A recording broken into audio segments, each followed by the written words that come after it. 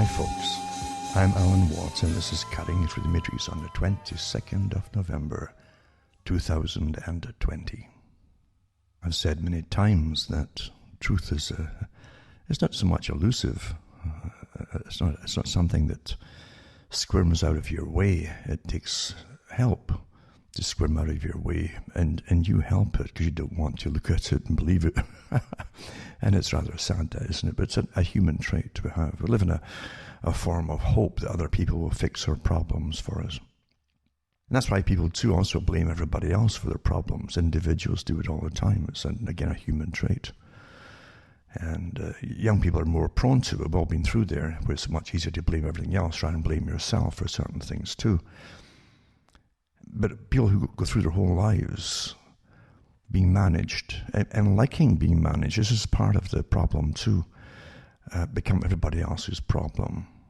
I said back in the 90s on a radio show that after I told them the agenda, and at that time people said, oh no, that could never, here we all are, it's bingo. But back then people, oh no, surely not. They could understand what I was saying, because even then I used the facts and articles and books put out by the players themselves of the people who really run the world, And because they don't come out generally, up until now, openly, just say, yeah, we run the world, just go back to sleep, Unless you read their books, they hinted at an awful lot. In fact, some of the quotes I've given out too by some of the big players, including Rockefeller himself, where they thank the press and the media for not exposing to the general public what to do in their big meetings, their international meetings and so on. And he actually said that they could never have got this far without the help of the press and not telling the public. So now these aren't conspiracy quotes either. These are factual quotes. You can find them out there yourself. You're run by a system, obviously. Most folk, we're all born into it. We don't get a choice now. We're born into it. And I've said before that you have to get early indoctrination. First of all, it starts with your parents, because they had indoctrination to believe the system was all real too. And don't blame them either for how they ended up, because you'll be the same way in a different generation, just as confused perhaps. But they went through wars. Some of the people still have their parents alive today who went through World War II. And then the Korean War, and then the Vietnam War for the States, and for Australia too, by the way, and they used British Special Forces as well in there as well to get them bloodied and tested, etc. So it's war after war after war, and since then you've had what they call low-key warfare, where they don't put it out on the book so much to the press, but there's wars on the go all the time, multiple wars, as countries vie for resources, basically. And by countries, I say that the corporate nation state, because it's really a corporation. And everything under that you sign on to, it means that you're working for the corporation, whatever you do, including the military, of course. And when you join the military, you're not a member of the public anymore. You're private. You're a private soldier. You're owned privately by a private company, you see. And technically you give up your rights as a member of the public when you become a private and you're owned for a time of service. You're bonded, you see. So folk don't realize that you go along with, and you give your assent and consent to being ruled by voting. And the trick has always been to create parties. Oh, this is for the working people. That's how it used to be, until most folk don't have any work to go to, But that's how it used to be. So you join that party, you think, well, I'm a working person, so that'll speak for me. And you wouldn't think beyond that, really, until you looked at the West, and Britain especially was awfully prominent in having communist leaders running the Labour Party. And many of them for years and years, And it came out later, of course, just to verify it, it came out later by authors who wrote books on it. And they mentioned that Coke and different ones were members of the Communist Party. And they had Lords in it too, of course, House of Lords, because many members of the Labour Party, they love to get knighted and get up there. They're snobs as well, you see. And most folk can't figure even that out, because they really think. You're trained, as I say, to see things just in basic shades of black and white, you know. And in reality, it's beyond all of that.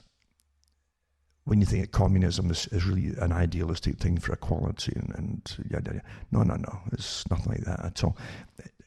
Communism is a term to be used for technocratic rule. Technocracy. True technocracy is really a form of managing a socialistic system efficiently. That's what the big boys want, you see. And that's where you're going. And people get caught up in ideologies without realizing, wait a minute, don't fall for the ideologies. Don't fall for the excuses for anything. Because that's part of this big game. We're so well it didn't all start in the 20th century that we're understanding human nature. We've been studied for thousands of years by rulers and their advisors, kings and queens and so on. Vast amounts of knowledge on how to manage populations in every possible scenario. You know?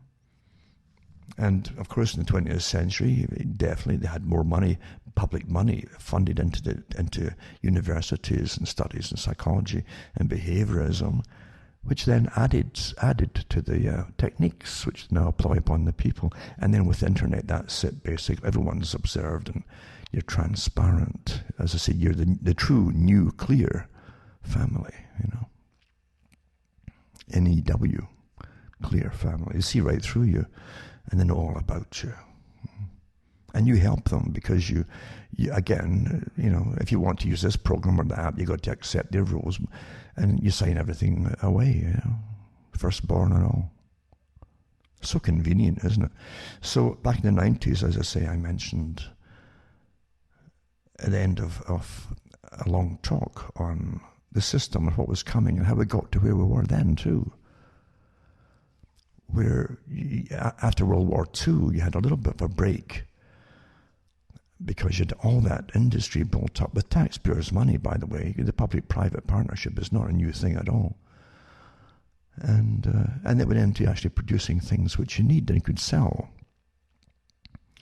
And so from about 1945, ended 45 to 46, and then into maybe 1970, there was a bust of prosperity for working people in the middle classes too. And from 1970s it started to wane because now you had multiple factories being cloned across the planet producing the same items. And once you go into third world countries, you can't compete with the cost of labor. And that's why eventually your politicians, who are all crooks anyway, and they all belong to fraternities and they're crooks, and they're all sworn to stand by each other. And they signed off through the GATT Treaty and the free trade negotiations with China to bring them in as the most favoured nation partner. And it still stands today. And we paid, our tax money paid companies to uproot their factories and move wholesale to China and to be set up there, to be paid for all. Thank you very much, politician. And people still vote too. And really truly, they did sail through it. Most folk didn't realise what was going on. If you mention to them, everything you buy in the stores now is made in China, and it's like, oh, there's no question about it. There's no inquiry. There's no puzzlement about it. It's just yeah. And people floated through it. So in that talk, as I say, in the 90s, I said, when I was asked to give the people some cheer, basically, and hope. And I said, look, I'm not here to be a cheerleader for the people. Because that's part of you've had too much cheerleading your whole lives long. And you have to make decisions personally, you see. And stop leaving everything to other people to do for you. That's why you're in the mess you're in. You're always waiting for the one, the movie, you know, oh, you're the one. Here's the hero coming to save you all. You stop doing that. Because the world is coming for you, whether you like it or not. At least those that run it. You gotta understand this. So I said, no, I won't be a cheerleader for the people. I says, I have two problems in the system. I says, one are the elite who run it all, and they're the dominant minority, as Huxley called them. And then you have the academic and scientific community that implements all, including the psychologists and behaviors, on us, and social services and the civil servants. They push it on us, you see. So you have one group, the elite and their helpers, and then you have really the general population. And the elite use the general population to go after you in the middle that doesn't want any part of anything, you see. Well, they've accepted all this, no matter what it is. Why aren't you? And they'll turn them up. They'll turn them on you. It's easy to rile up the public, the mob. You see in the Frankenstein movies. Easy to get them riled up. Yeah. He's not going along with what we're putting up with, or paying extra taxes, or or wearing masks, or whatever it happens to be. Or walking on their hands, perhaps. Maybe walking on your hands. I haven't seen that yet. Because it's an airborne thing now, COVID. And maybe if you walk on your hands, you're lower to the ground, you see. And it'll go over where your face would have been, So that'll be your knees or somewhere, or maybe your ankles, if you're walking on your hands. I'm surprised I haven't pushed that yet. But anything's possible, right? But anyway, what I'm saying is they use the mob, the general bulk of the populace, who are always afraid of all through time. They're afraid, That's why they want to be secure, and that's why they obey everything. That leads to imprisonment for everybody, and many forms and many levels of imprisonment. I think Jefferson said it too, that when a people, fear their government is tyranny, basically.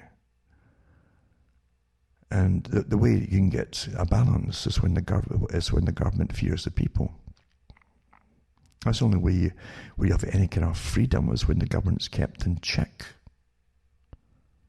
The trick to overcome that is to get mass persuasion by mass communications on a daily basis, especially under "We're here to save you." If you don't tune in tomorrow to get your daily dose of terror on the television, on the news, then you might die, because we might say something tomorrow that you'll miss. You see, that's going to save your life. Just simple psychological terror warfare. So the general public are your problem too, and they always have been.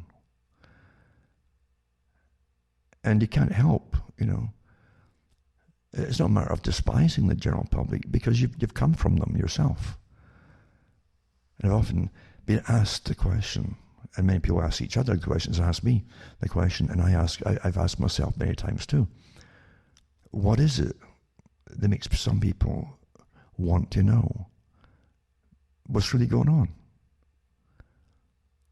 And what's behind it, and a bit of the history of it and so on. What is that thing that drives you to do it? Because you're driven to do it, compared to other people who just don't care. They go along with, they get angry, they'll be emotional and angry when things are cut off, they can't get what they want, or whatever it is happens to be. But they don't really want to know. And I was, back in the late 90s, early 2000, someone offered me $40,000, a big businessman, to give me I call it a drive-through answer. So you're driving through for a donut or a coffee or something. To just sum it up from, you believe what I was saying, but sum it up from in 15 minutes.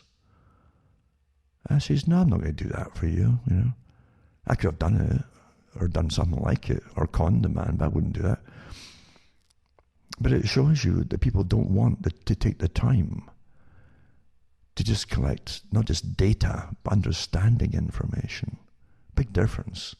Everyone's been through school. You know what they want at school. And people would cram before examinations. And then they'd forget it, all the stuff they'd learned in the cramming. They'd forget it over the next few months. What's the point of it now?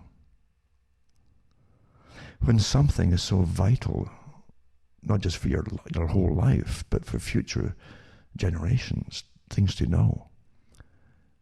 If you're aware of things that are coming down the pike, sort of laws and regulations, and organizations can head it off at the pass, so to speak, then you're doing a tremendous job against really dark forces, including the general public.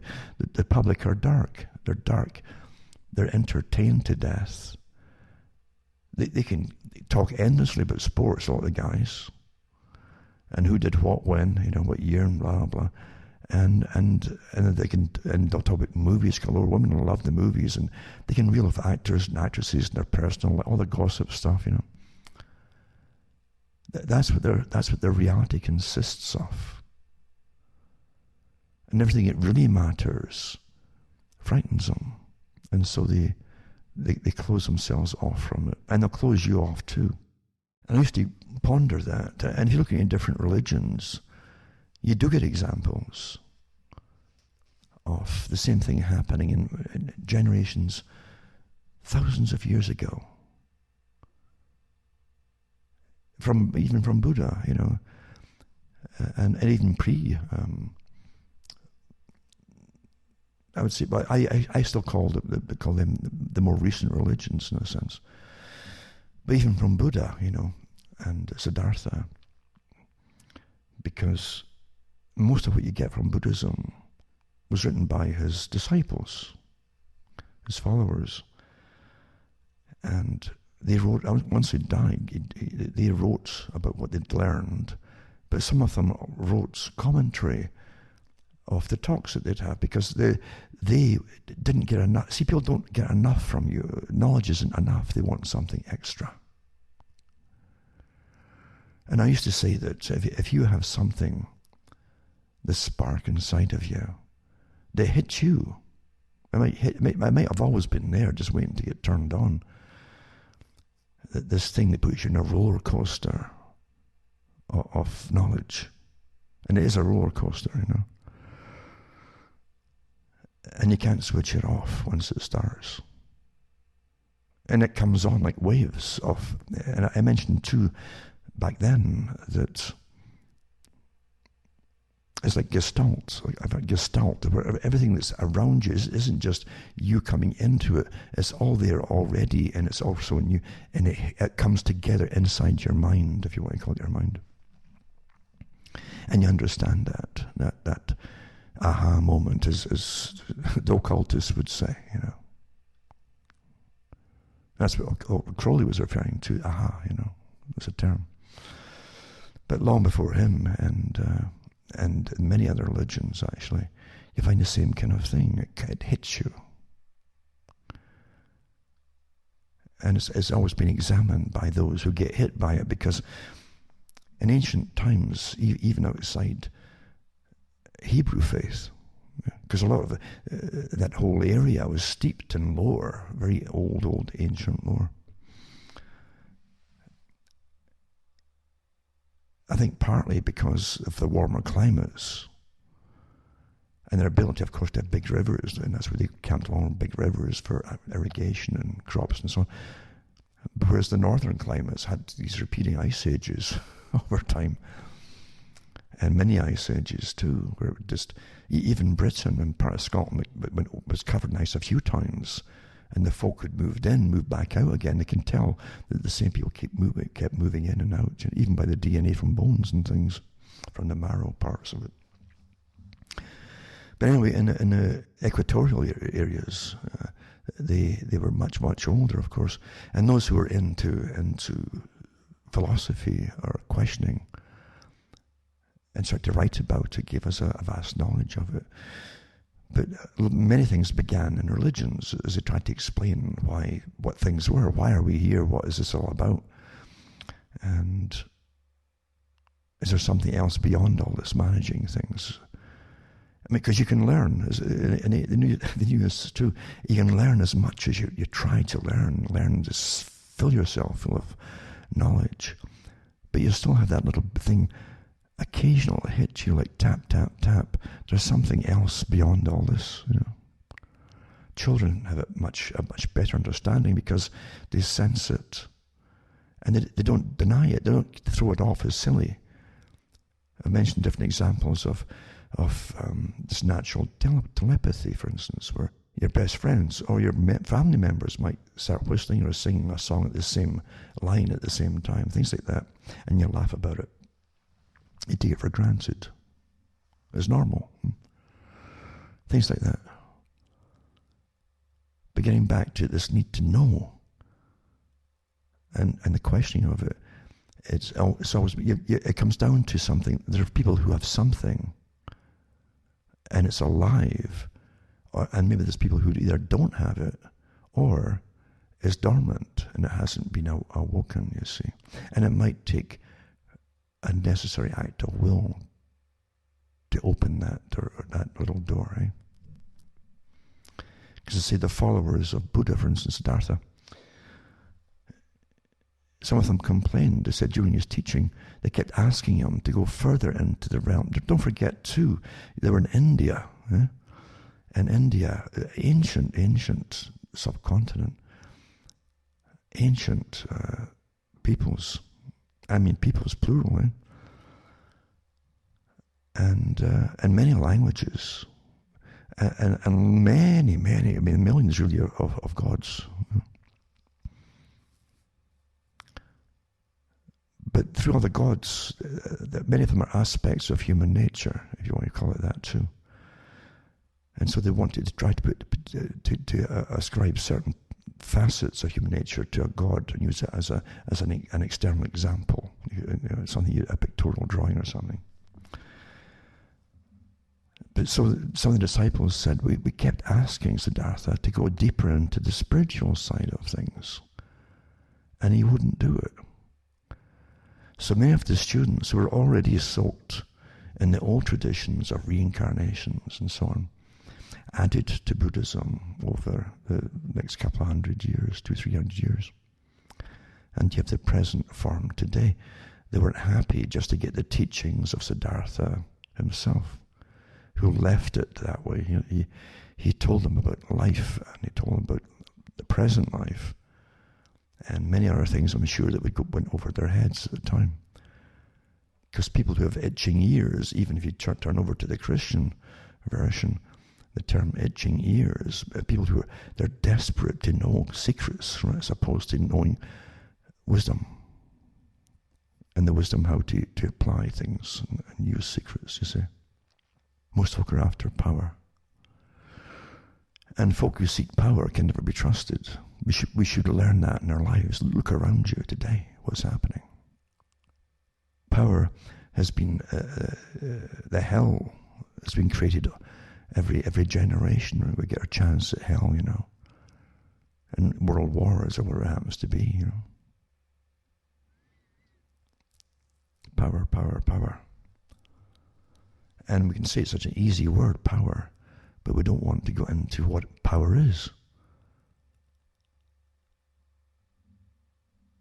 And power is a very, very dangerous thing. And it has to generally steal its power from you, actually. You must participate in its power to be ruled by it, whoever it happens to be. And the trick for running millions of people and controlling them is, again, as old as the hills, as they say. Keep them in fear.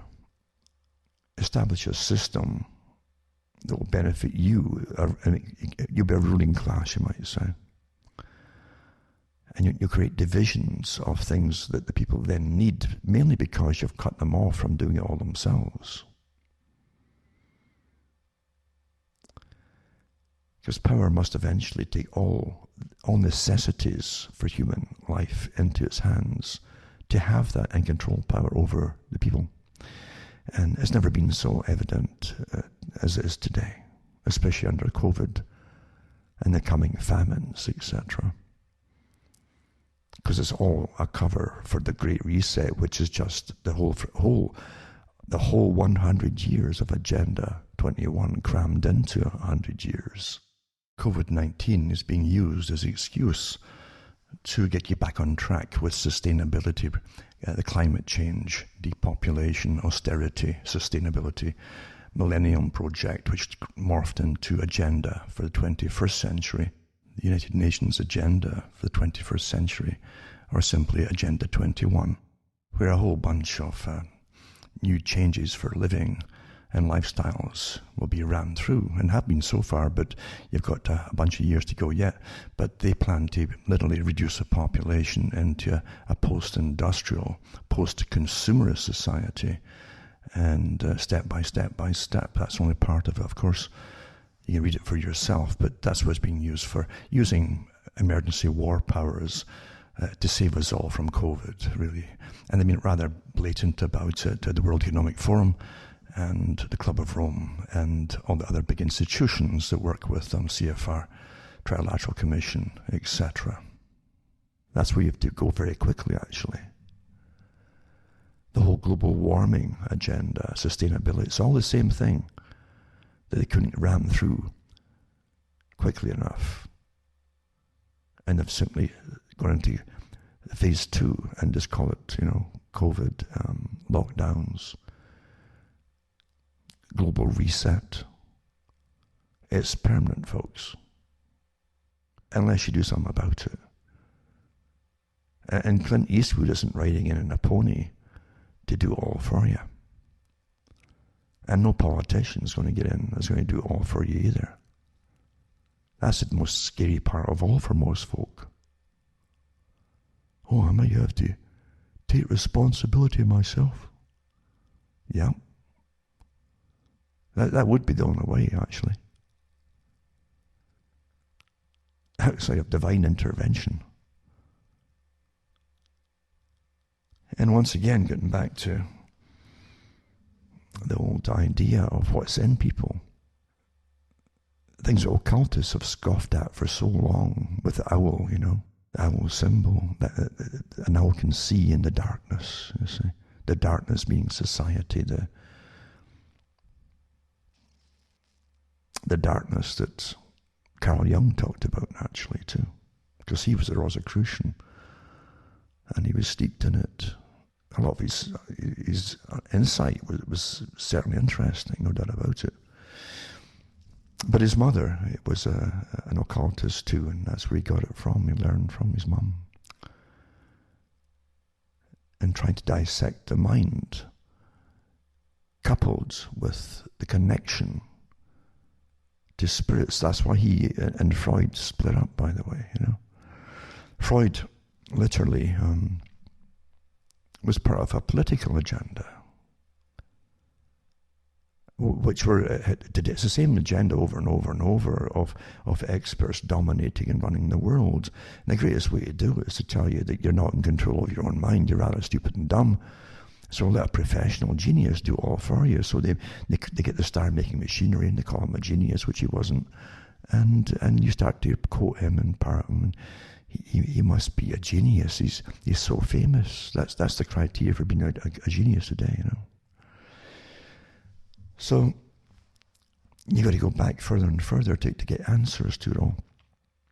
But Carl Jung, regardless of what they say about him, and he did do make a lot of blunders too, but he did split with Freud, because Carl Jung knew there's something beyond just this humanistic agenda. And Freud split up with that too. Freud said we must make sex the sole criteria for the motivation of the masses, libido, you see.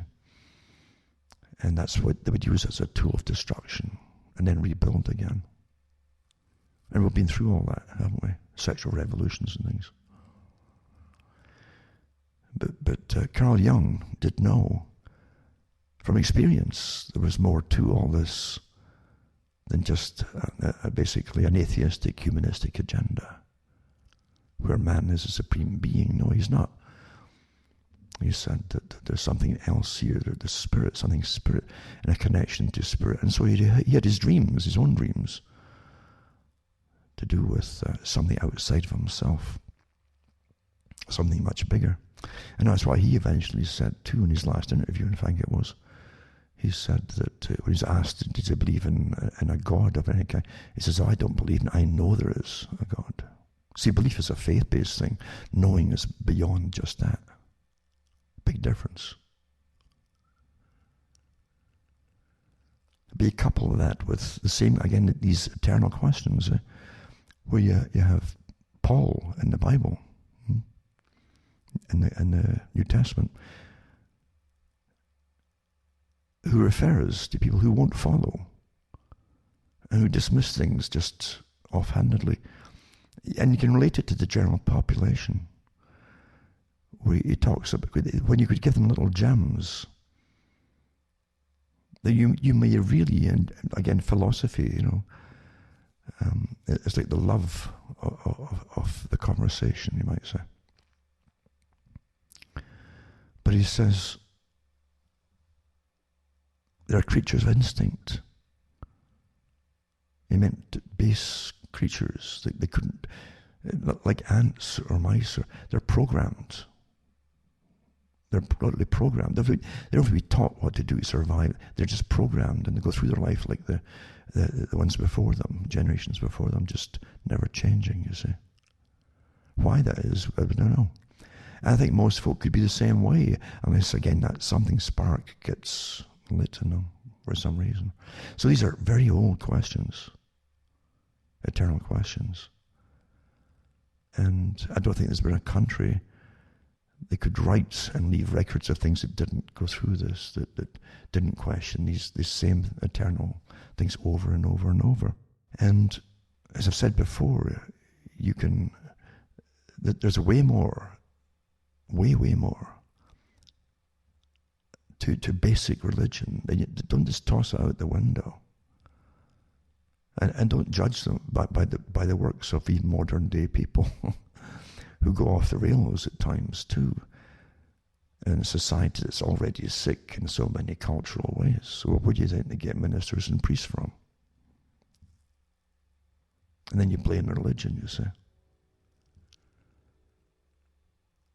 And would you rather have a humanistic society where they're deciding now, right now, it's in the open, who's going to live and who's going to die? That's what sustainability was all about too, by the way. With no divine intervention, even in the form of a person who represents a religion. That if it still had enough power, could definitely tell the bulk of their followers, which is a part of the masses, is like to stand up and say no. And the government's generally backed off. And that's why they hated religion. That is why they hated it, folks. Then they trained the modern crew that have decided to demolish the people. They trained them in advance to hate religion, you see. So there's no one going to help you. That's how it works. This is massive warfare, well understood by military departments and unconventional warfare, as an example. And you're all victims of it, and you don't even know it. And you have been your whole lives. Everyone's alive today is really has gone through wars that didn't even know were going on. But it affected all of them in many ways, especially their thinking and their opinions were all given to them. Even their arguments to fight over were given to them. They don't know that either. That's what they mean by the preparation for the century of change. Well, you're in the century of change now. That's what they called it in the last century. The one coming up was now. It's here.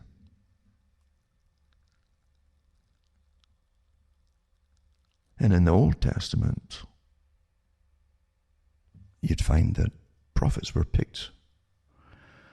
And being a prophet wasn't something that people wanted, because it meant you'd never have a normal life ever again, or even time or leisure, and maybe even the peace that, say, family people would have and so on.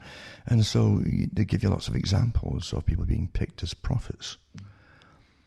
And again, it wasn't something you would seek generally. Some people did, but a lot of them didn't. And so they give these comical little pictures of of someone under their fig tree or in their vineyard or something, just enjoying a nice day, and then God would speak to them, and they say by name, and they give the prophet. Who's that? He said, I'm God. Eh? Oh, really? Why are you speaking to me then?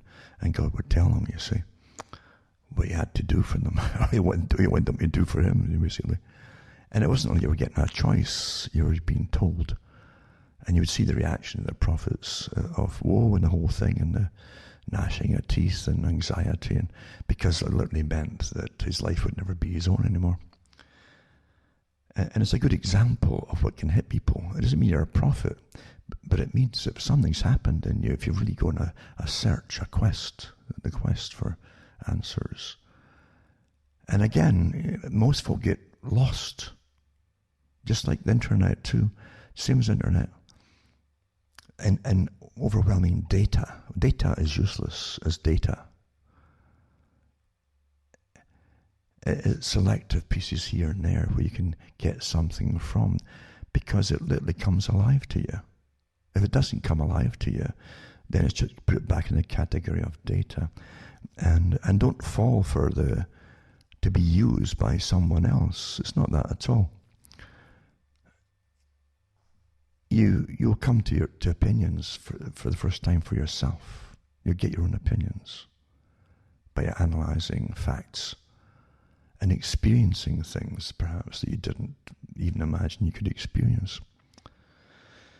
Again, most folk go after the quest to get power, and that's the wrong thing to do. As I mentioned before, in Buddhism, there's levels in Buddhism where you'll start to see, they'll see things move around them. They'll see into realms that you didn't know existed, sort of thing, but there's names for them all. And most folk will get caught in this illusionary phase, which seems amazing. It's like an LSD trip to a lot of people. And powers and forces, etc., are there. And folk get trapped in it because they like it. They want the power that they see, and they want that ability to capture power and then use it and it's always for nefarious purpose. I don't care how you want that kind of power, you'll always use it for the wrong purposes. Because you're seeking it in the first place. You see? They said the ones who go higher ignore that whole phase. Don't get trapped by it. You ignore it completely, and then you pass on to the next phase at the much, much higher wisdom or learning.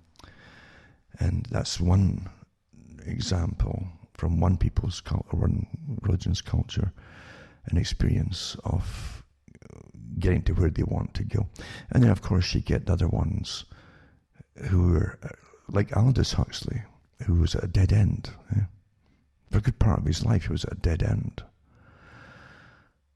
And he and his brother, Julian Huxley,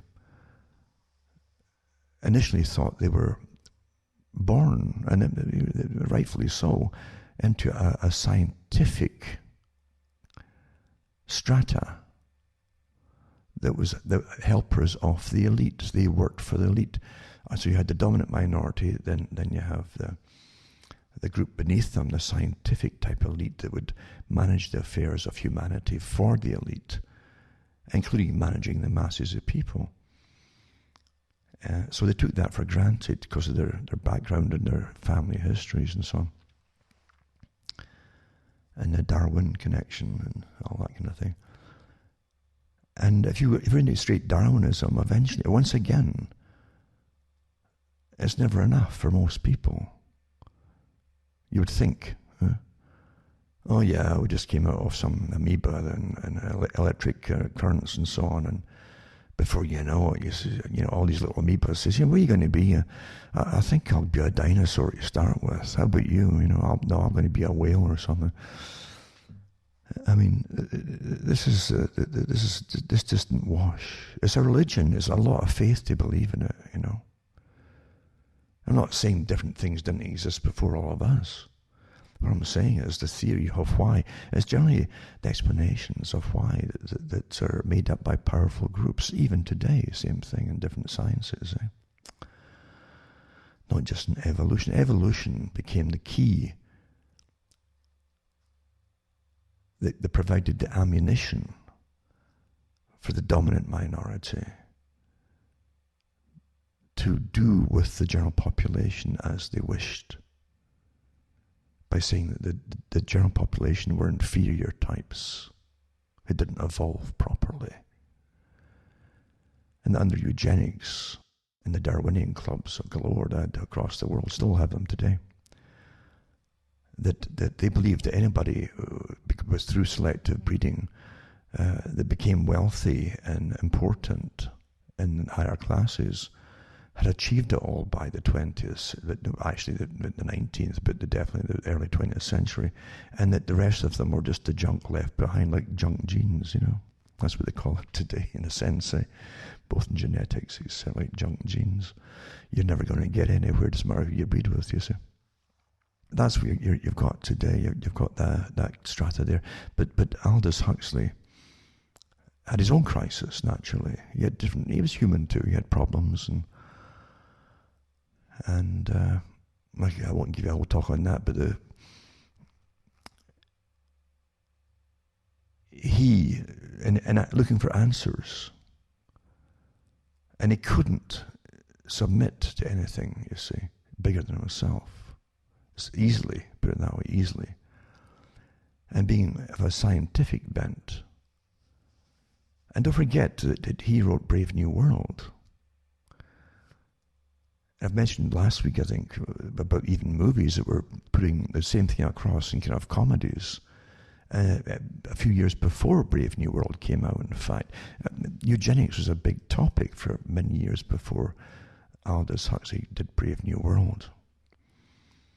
It was all the rage, in fact, and they were training the public that you're either, if you're the lower classes, it's because you're junk genes, but you can't, no matter who you breed with now, you can't get any higher than you already are. It was fixed in your genes, you see. And that was getting promoted, and that's why, of course, Adolf Hitler incorporated that into his teachings. And he thanked Britain and the US because they most of the information he used, he said it was all done through experimentation and writings from Britain and in the States. You know, the Rockefeller Foundation is an example, and Cold Springs Harbor, New York. So don't blame Hitler for parroting what was being promoted in the West beforehand. And don't forget the West also was sterilizing what they called the unfit before Adolf got to power in Germany. It's amazing, the lies we have fed all the time on who to hate at any particular time so that you could scapegoat this one person for the ills of the West is astonishing. And including some people who became victims of all of that themselves, who were promoting it initially. So Aldous Huxley had gone through that whole massive phase of what to talk about and write about. He was well aware, because of the high-level meetings that he participated. He also knew about the Tavistock Institute. He was a regular member for visiting the Tavistock, and he was fascinated by the attempts of manipulating human behavior through, as he said himself, putting wires into parts of people's brains and stimulating parts of the brain. And he thought it was a fascinating thing to see folk being controlled electronically. The kind of stuff that Delgado, of course, eventually came out with. And they got videos up there somewhere they used to have on Delgado. It wasn't just bulls he was experimenting with remotely. It was obviously human beings who were doing that in Tavistock way back when Aldous Huxley used to visit there. But Aldous Huxley himself eventually pushed drugs. Again, being of a person who couldn't have much faith in something bigger than himself or the human intellect, he started using drugs, LSD. Many folk did, by the way, you know. And And it was even used as a treatment by some quack psychiatrists. They were giving it to Cary Grant as an example. He had about 100 odd doses of this thing at one point to try to rectify what they claimed was a defect in his personality. But anyway, and apart from using it on troops for experimentation too. But Aldous Huxley used it, and he came out with doors of perception. Because under LSD, you'll see all kinds of different things as different parts of the brain are stimulated. And that's where the whole 1960s thing came from, really, with LSD. The wonderfulness of everything. But without telling them, it was all artificially induced. And in a world that can lose its glamour, rather quickly, with financial depressions, poverty, illnesses, wars that they always give us, then it's an easy escape, a little pill. Rather than go and study or go off and meditate or whatever it happens to be, or at least people did in the past, you just take little pills and you get instant karma, as they call it, and they'd escape into different realms of reality, they thought. And they would see all kinds of distorted figures and beings, or giants and things, or monsters. But massive distortion of the perceptions, which will stick with them because it didn't happen normally. So such things and tremendous hallucinogenic experiences of light and colors. They said they could never ever find those colors again in real life. As your brain basically is all firing all over the place. So a lot of people got turned on, as they say, by that, and dropped out of society. And it was all done from the very top again. I used to give the talks on how the drugs were distributed to the universities by the CIA in the States. And had MI5 doing it, different forces within MI5, throwing it over walls of universities by the bagfuls to get them started, free. And again, a massive propaganda campaign, coupled with the culture industry and the Beatles especially, to get youngsters turned on as, oh wow, if the Beatles are doing it, now they will follow the Beatles from clean-cut guys into long-bearded characters playing the sitar. Well, now we should all jump on the bandwagon and go full tilt into hallucinogenic drugs. Hallucinogenic drugs, wow, isn't that wonderful? And we'll have all these experiences, and a lot of folk had bad trips and never recovered. Some folk, in their first attempt, had bad trips and never recovered to get this drug-induced psychosis, they call it still today, And they had no idea that it was all arranged. I've said this, I can't run out of time, so I've said this and should always say it. As far back as Plato's writings, he tells you nothing comes from the grassroots and takes off and becomes success unless it's created and authorized by the elite that owns it all. Nothing. Because you go into this realm which today the intelligence community, it's known knowns and known unknowns and unknown unknowns, etc., etc. They go into all these different avenues. But they knew all that back in Plato's day. If you let one thing start, it's innocent enough, it might topple something down the road and have a domino effect that you didn't anticipate. And so they knew that by experience in ancient Greece, I should say, and Rome too eventually, that you couldn't allow it. So you had to nip it in the bud. And as I say, most things were started by the top and allowed by the top. Right down to plays being shown to only elite members, like censor departments in ancient Greece, before they were shown to the public. And if there were some things to be added or detracted from it, they would do that, you see. It's the same thing happens today, only today they generally put more indoctrination in for change, planned change, than taking things out now. The saving the public from bad habits and traits is gone. Right? In fact, bad habits and traits today now is the individual thinking for themselves. There's always a bad guy and a loner or something like that, And that's how you're fed your indoctrinations. The people have no idea. There's an ancient system. And so Aldous Huxley, as I say, went into doors of perception, and eventually he went into the Upanishads, and then eventually he went into the Tibetan Book of the Dead, which actually, like the Egyptian one, it's not Book of the Dead, it's really Book of Life, and reality of how you get through into the eternal life. That's what it's supposed to be. And he died with that. He died with an LSD dose his wife gave him, or his own. And with that being read to him, she was reading that to him at the time. Which shows you different aspects of someone that obviously just basic hardline humanistic facts weren't enough for him either. Yeah? There had to be something else. Or he wouldn't be having his send-off to the Tibetan Book of the Dead. That's just one example. And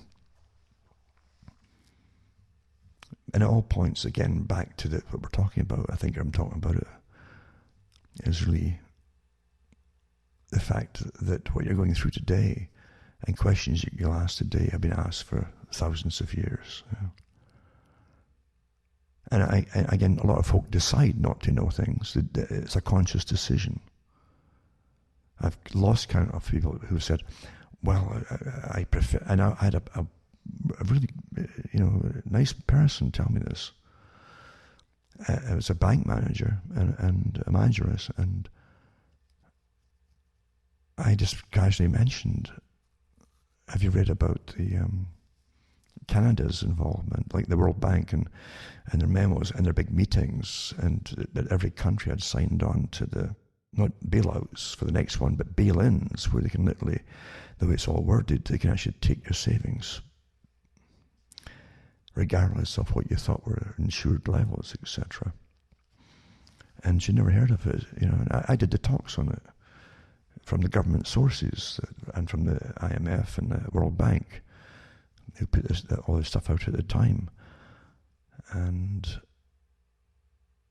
I said I could bring some in for you if your own interest's sake, since you're a bank manager. And she said, I prefer not to know. I choose not to know. It was too horrific, a thought of getting wiped out of your savings. And other folk, we mean the collapse. And I said, well, it'll be the collapse anyway, because regardless of what you think you're insured up to in a bank, as an example, which the generally says 100,000, I think, per account. If the crash came at the same time, that's all finished. Forget that. Who's left to pay off that kind of insurance? If it was all real, because we know that money is a farce. In fact, I'll touch on it tonight too, where they actually admit they're making out of nothing. Of course, before all that, there are conspiracy theories for just mentioning their own writings. But that's what the world is. Again, you've got the people who, like Paul said, creatures of instinct, they don't want to know. There are ones that are just fearful and don't want to know. It's definitely a choice for sure. And but I think creatures of instinct, for most folk, they want to know all the things that they enjoy. They say who played baseball back in whatever year it was and won this whatever and what was the score. Or the soap operas and dramas and the lives of the rich and famous, etc. All that rubbish. And that's what it is rubbish. And that's what they choose to know. And as long as their masters are dishing out enough cash for them to have the little bits of fun, and they can go off and buy little presents for themselves every so often to have fun. It's all about having fun. Then they'll laugh at you for telling them what's coming down the pike. But these same people, remember this, when hell breaks loose, are the ones that will turn on you for mentioning it in the first place. I had, on again, their early shows, someone who voiced something that a lot of New Agers, it was as vogue. They don't realize the New Age movement is controlled from the top as well. They don't know that. Suddenly books came flooding the market, and all the bookstores suddenly had shelves of all New Age books, just like magic. There's magic for you. Boom, suddenly all there. With about a year, it was all there, replacing all other kinds of books and so on. Just poof. And they just took that for granted, like everything else is taken for granted. Yeah. But this person said to me, don't you think that you can make things happen just by thinking about it? You know. And this is what was pushed on the public at the time too. You know, don't be negative. You know, being aware of things is called negative, you see. Because that'll make it happen. It won't happen if you don't think about it. Okay, yeah. And it's a simple childish way of expressing it was taught to the public. Didn't think that nothing was real. And that's a good feat in itself, convincing the public that nothing is real. And understand it in different levels. Certain things aren't real, mainly your propaganda. But other things are definitely real. If you knock your head against the wall, you're going to have pain. You know? That's real. Or if you wake up with a chronic medical condition you've had for years, that's real too. It's not there because you thought about it, you see. You thought about it because it's there. And that's a different thing altogether. But some folk, they were getting trained into, this is the same time they were going into the different dimensions. That was a big promotion from the top down, sci-fi authors and all that. And so, yeah, there could be different dimensions because more folk are thinking negative things about this particular area, and that's why it's happening, you see. Whereas the elite themselves would be quite happy if right now, and you actually see them using the techniques through psychological warfare, to turn on the people who are telling you the facts. They're enemies of the people, enemies of the state. That I mentioned, that's what all tyrants do when they take over in a tyrannical move. They immediately brand people who won't go along as enemies of the state. And they get the rest who are falling into it to back them up and turn on you. That's been done again. An old technique, eh? And the folk have no idea. The unreal part is how much do you really have come to believe in your reality that really was made for you. Really. You see, everything depends on you.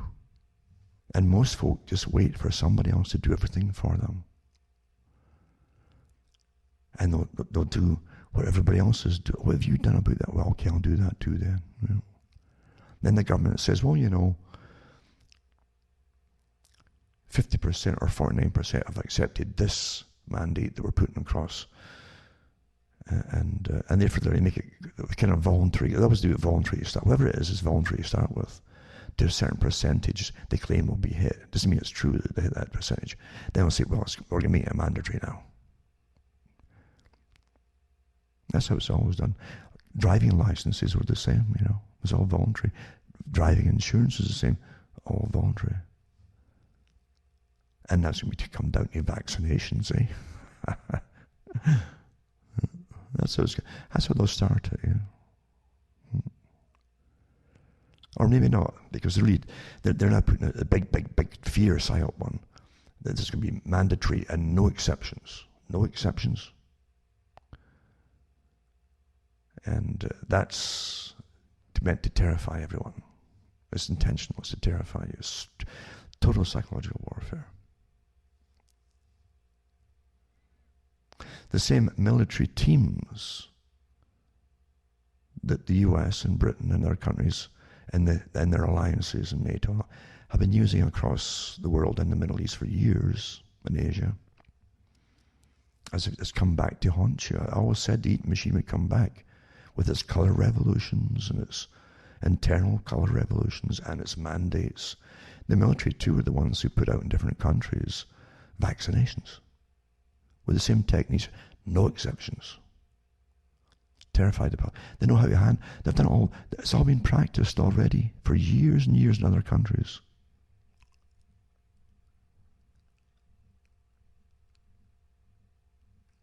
Especially the countries where they were testing out vaccines Look at the different ones around India and the places where they were using populations, for experimental vaccines.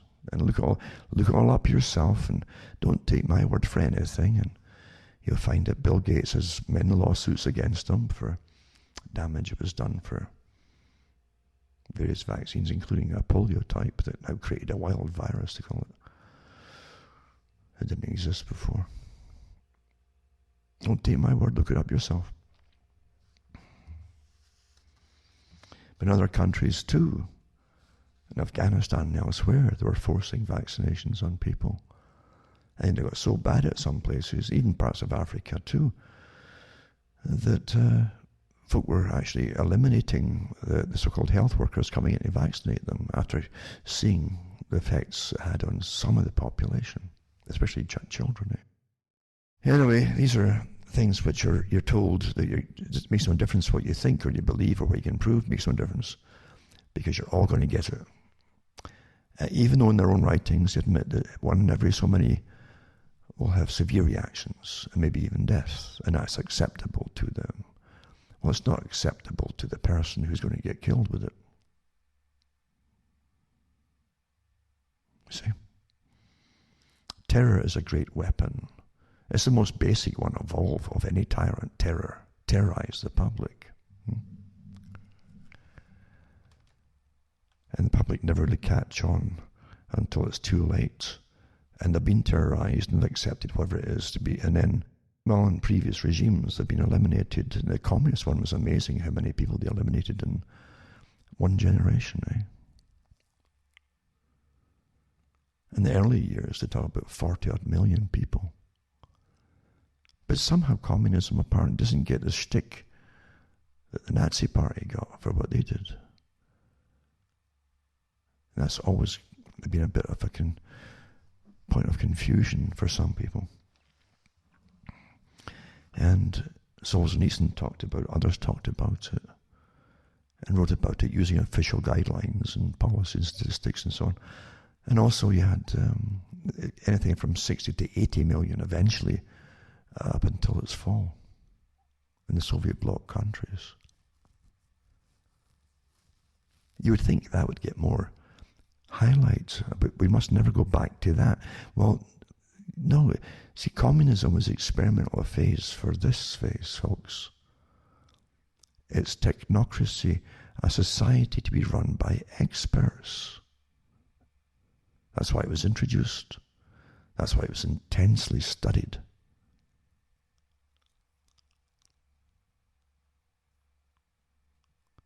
And now you go into the super improved form of collectivism - communism - equality, we will all be equally poor in the level below the elite, and the elite's helpers.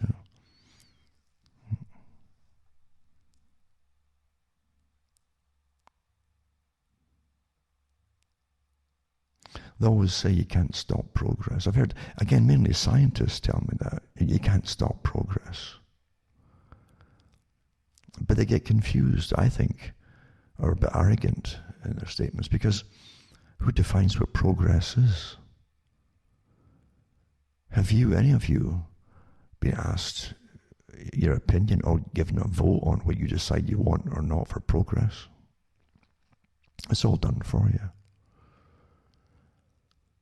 And the scientists will often say, well, if the invention's there, we've got to use it. Well, the atomic bomb's there, but are you making a habit of using it? No.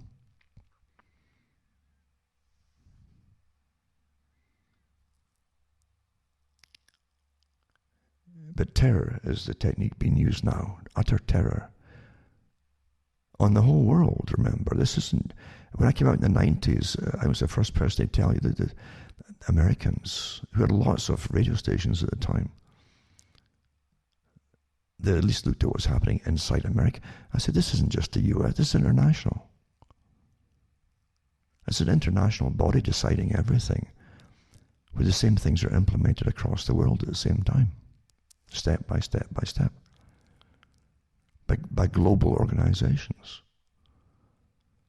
funded mainly by the taxpayers in the US, since they'd already exhausted the taxpayers in Britain through endless wars. The US took over.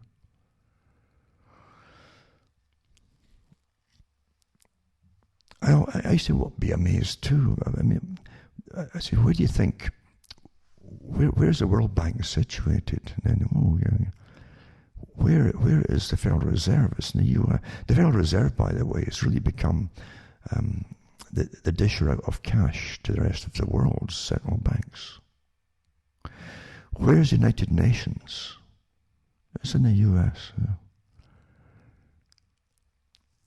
And yet the U.S. has been looking outside its borders to fight enemies outside of it since the end of World War II. But everything that's bringing the world into this system is based in the US. So then you have to reevaluate, what is the strange system you now have in the US? Because it's nothing like the government that you had, and I say, even in World War I, although they'd already taken over in preparation for World War I, a system of the banking system based on the British system, with a central bank set up. The creature from Jekyll Island idea. In preparation, because then they could private consortiums of banks who can lend to the government on the condition that they can set up an internal revenue system, you see, and start taxing labour, the public, to pay off the debt which the government borrowed from these bankers. That's what it's for. Before I forget here, I ask people to send me donations or buy books and discs at cuttingthroughthematrix.com. And how to do it, you'll find at cuttingthroughthematrix.com website. List all my sites. My official sites are all on that site there. List them in case, because now that I'm telling you, one day you'll go on the comm site, I won't be there. They're turning the military loose on the populace. That's the next part of the phases of the agendas is the lockdown. They said they go after people who spoke out and who were not authorized to speak out. So you got to be authorized by the mainstream. The people who were being ignored for the last 15 years because of the internet, all the mainstream characters, are all living. They were living on handouts by governments up until now, you see. Now they come back into their own, since they're the only ones authorized to toe the party line. They're mouthpieces of the state, which will tolerate no other gods before it. In other words, no other opinions. That's tyranny, folks.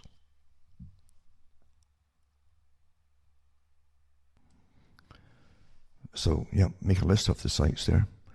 I have, for rainy days to come, bad days to come. And hopefully if I go down, there'll be more sites I have to keep going, possibly if I'm allowed to even keep going. And you can support me by buying books and discs. As I say, you can use PayPal, you can send cash, personal checks.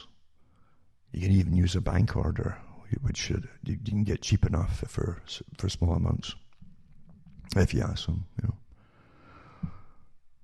So I need MoneyGram too, I think it's still in use, so that'll help me tick along here, because as I say, you can't do anything else when you do what I do, and it literally takes a toll on you, because it really does. Unless you've got massive teams behind you. That's what I've said before. Be very careful with the massive preparation for today, with all of the people who've been set up in advance for all the COVID idea, because you see, you're always giving your leaders, folks, always. And if I do get round to touching on warfare techniques tonight, then I'll touch on some of that too. You wouldn't believe what your governments and the military have been doing for years and years and years in certain types of warfare across the world, including literally flooding their own countries and training the talking heads for their countries. All flavors of them for different kinds of people. And you'll pick your leader. I like that person. They speak for me. They say the same thing. And then they lead you in the garden path and round in circles until you're totally inactivated, waiting for them to do all for you, whatever the change is. And things like that. And believe you me, as I've said before, you don't want to do what I do. Because you can't have a normal life of any kind at all. You can't just receive visitors either, because you're burned out half the time. And you're still working as you're burned out. That's what happens, eh? Unless you're front and you've got teams of folk behind you churning out videos and articles galore, etc., etc. And if you've got all that, then I'm suspicious, it's a sign of something else funding it. And I'm not wrong by these suspicions most of the time. But believe you me, if you were scouring the world every day for pertinent information that can be tied together to show a picture of something, it's morning till night, morning to night every day. You won't have time for entertaining people that pop in. You really don't. And the place I live is like a workshop. Everything's in like the one floor because that's all it's usable. And it's crammed, absolutely crammed. It's a complete workshop, of all kinds.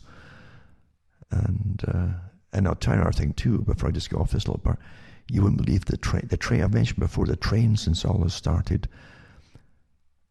are like every 20 minutes, day and night.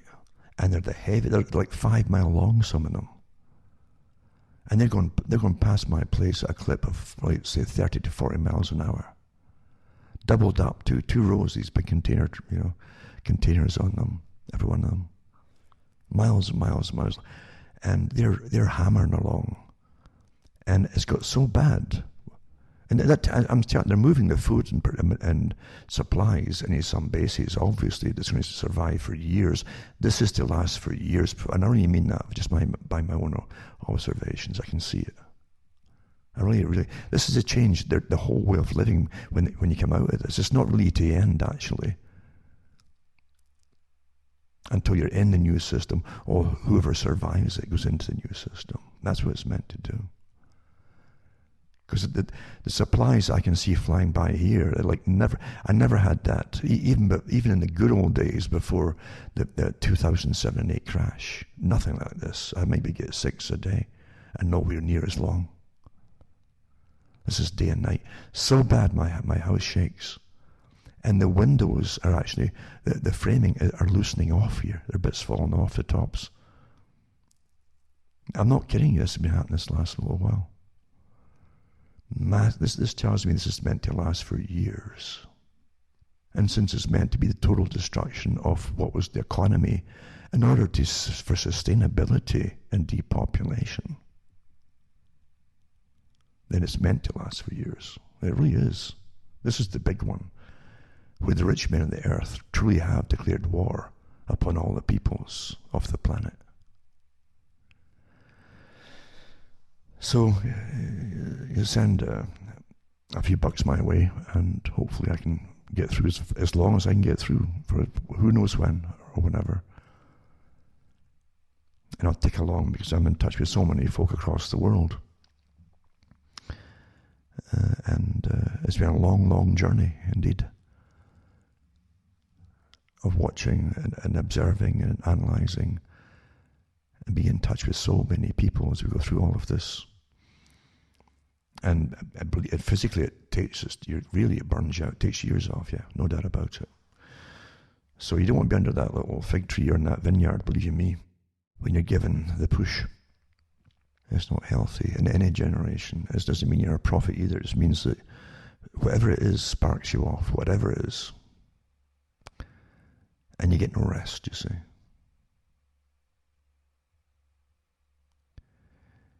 But I've no doubt at all you're in the battle of the world, eh? It used to be said, when people used to talk in religion, more openly about religion, without fear of dogma. Because in religion too, you have factions that want power and then total power until they'll exclude all talk or inquiry Anything that stops inquiry is not from a god or a deity, unless it's an evil one. Yeah. People did ask all the pertinent questions about living. It's a natural thing to do. You can all agree on something, that there's something bigger than all of you within a religion. And you can also agree that there's definitely, looking around you in your own world experience, there's an awful lot of evil here too, little evil. And psychiatry, as I've said before, can always come down and say, well, it's just psychopaths and sociopaths. As though that explains it all. It doesn't explain anything at all. It's a way of describing things.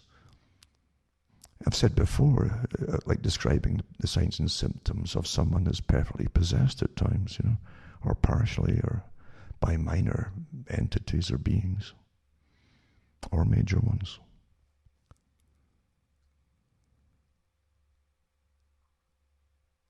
And that's a puzzle for people as to what camp to fall into. People want to fall into camps, you see. But I've said before, inquiry shouldn't make enemies of your fellows, just inquiring into things.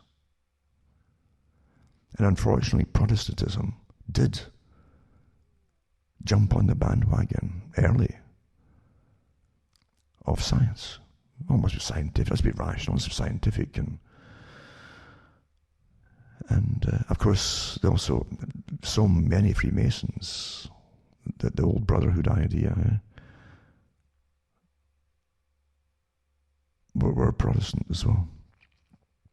I think some years ago I remember reading an article where it said a good portion of preachers in the Baptist church organization in the States were Freemasons. They were the largest number, actually. So their pastors were Freemasons too. And Freemasons, under all the different guises of just it's a happy little club for guys, and they may be happy and all that, but the fact is too, it's an international brotherhood, but part of international with international goals, preaching things like the brotherhood of man. These are all flavors and shades of international communism. And then you go into Albert Pike's books and articles. They changed it to Bridge of Light eventually, or Bridge to Light, for modern Freemasonry. Because it literally is too intellectual, he said, Pike's book, Morals and Dogma. The people today can't follow it. They want short, simple sentences and things, not deep concepts of philosophies and religions and so they give them a bridge to light instead. But regardless, they were set up to be an international force of revolutionaries. And you can be a revolutionary on a minor scale too within your own society. Look around you today. And on a higher scale, at a national level, when you bring a country into revolution, same kind of thing too.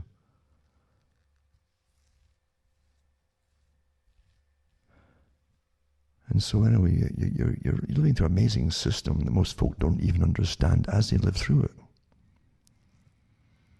All they do is react to events and circumstances of the time you're living through. And that's the general bulk of the population, just reacting. The path of least resistance is what they always choose. They don't even know they're being coerced into making these little decisions. It's all done so slickly, you see. They just adapt and adapt and adapt. Again, it's this theory of, adapt or die, the Darwinian theory, you see. So they adapt and, well, I should have done that, but I had no choice really. It was just much easier to go this way. And they're living in a system that they don't even understand. They don't even understand what the nation state is. They really don't. If you live in your little bubble, in your little area, you think the whole nation state is the same as you. And it seems where you are. and they'll have the same ideas and opinions and likes and dislikes. There's nothing further from the truth. Everything is micromanaged by experts, depending on where you live. All the experiments were done already across continents, especially the States. We'll make this little block here conservative. We'll make this little block here liberal, and then you study them and experiment on them. That's how it's done. But most folk literally will take the path of least resistance, and they'll keep doing that until they're in the slaughterhouse. That's where that journey leads. We're getting the same. I always think of the term that was used for German Nazi work camps, which they copied from the communist ones, because you'll see old communist ones with the same slogan in the translation. In the gulags, that work makes free. So if you just keep working and do what you're told and behave now, eventually you might get free. You're seeing the same techniques with the lockdowns with COVID from the start of this whole thing. Oh, we'll just have a little lockdown in the spring that might save us in the summer. You may be able to get a week or two in the summer for yourselves, maybe. Can't guarantee it, maybe. And then it comes back in, but Fauci told you, this is the psychological warfare of work makes free. Do what you're told, to behave, and we'll see. And Fauci said at the beginning of this thing, back in the spring, after he said it wouldn't affect America at all, eventually he said life will never go back to the same again with a lockdown. Never. But part of never don't you get here for? You've got tyrants talking to you. They've all closed ranks. They're all sworn allegiance to each other and to the agenda. That's what I said. They're resolute, that term resolute. To the bitter end, they're going to stick by all the guff and the lies that fly against all the evidence that is self-evident to most folk, if they want to look at it. And that means that whatever they've chosen, this path that they've chosen, regardless of the hell it will bring down and the death or destruction of the economies and all the rest of it, they're going to stick by it because it's a bigger agenda than anything to do with COVID. It's the whole sustainability. There's no doubt about it. You have to read Agenda 21. You have to read sustainability projects. And what they mean by sustainability. What do they mean by it? Years ago, I came up with the quotes that different leaders of the non-governmental organizations, which are part, by the way, of unconventional warfare. That's what their purpose is. And the leaders talked about the global warming and sustainability and the threat to the planet and all that. And they came out with all their scary stories. And these are from their parts of their speeches to their own crews, where they said that, we have to give people scary scenarios to get them motivated into doing what we want them to do. Scare them, frighten them, right? And quote after quote after quote, I might touch on some of them later, I might not. Because I did so much of that years ago as we were fighting all this. And now you get the same thing again with the group, the subgroup that comes out of the Sage group in Britain, where they tell the media to basically exaggerate the scary stories to create more anxiety in the people to get them to comply. It's the same stuff that's going on. Terrify the public, Terrify the public. And then you get, H.L. Mencken, he was a columnist, not a communist, but a columnist that came out with little ditties, He was well known for it, but he says, the whole aim of practical politics is to keep the populace alarmed and hence clamorous to be led to safety by menacing it with an endless series of hobgoblins, all of them imaginary, and the urge to save humanity is almost always only a false face for the urge to rule it. I'll say that again for the harder thinking. The urge to save humanity is almost always only a false face for the urge to rule it. You see? And that's never changed. Terror and fear. Come to us, we'll save you.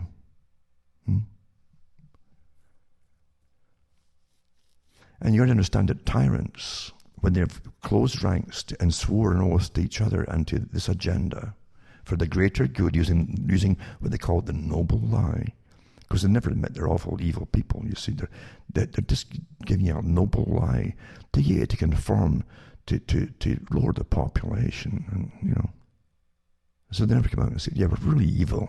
No. Psychopaths always rationalize to themselves why they're doing something in order to rationalize it to the public. And that's where you are today with it all. So you're living through an agenda, a massive agenda. Last year, leading up into last year, you had, it's coming to the end. There's no time is left to save humanity. We must act now for sustainability. All the biggies, the World Economic Forum was in crisis, and you even had Soros came out and gave a speech at WF. I might put that one up again too. It's worth watching. But this guy that's never been voted into anything by any public anywhere has so much power across the world. Because he's a part of the world intelligence, the real intelligence agency that runs the world. Of course he is. Otherwise, nations would have to stop him meddling in their affairs. But they don't, which tells you all you need to know. But he talked to the WF too, and they all complained about the fact that Trump had pulled them out temporarily, at least, from the climate accord, you see, where the whole sustainability agenda, right down to pre-industrial levels, not just of CO2, but levels of existence. You see, that's what they mean by it. We start reducing the population. It also meant, I gave the talks years ago that was coming, about 2007, 2008 or so, really 2006, of the coming rationing of power and energy. Because energy makes you healthy. And it isn't just to give you electricity, to have machines to make things and produce things. It's that too, of course. That's going to go out the window because it's already mainly in China now anyway. But it also gives you your heating and so on in a lot of countries. So you end up freezing to death in your own homes in the winter like they do in Britain now. They're such good. The British people are awfully good at doing that, I think it was Thomas More in Britain, Thomas More, that said that on his writings. But he talked about utopia too on his books, But he did mention that the British people probably would never rebel. They were very obedient. We've all been so studied even so long ago, haven't we? And it's an art today. Believe me, it would actually teach at universities how to manipulate populations using anthropologists in their studies to go over the weaknesses in the systems of peoples and how to manipulate them. Tragic, really. We never had peace, We just don't get peace. They don't allow you to have peace. Because, again, if you get peace, you might start to think, well, you don't want to budge from being fairly content. No matter what level of society you're at, you might be fairly content, And you don't want to budge. So when they want to cut back, or you can't get that, or you're going to cut off your money, or lower your money, or make it worthless, you might get ticked off, you see. So the idea is to keep you always in suspense and in fear and in rapid change. In rapid change, they can increase rapid change as you adapt to rapid change. It's a trick, you see.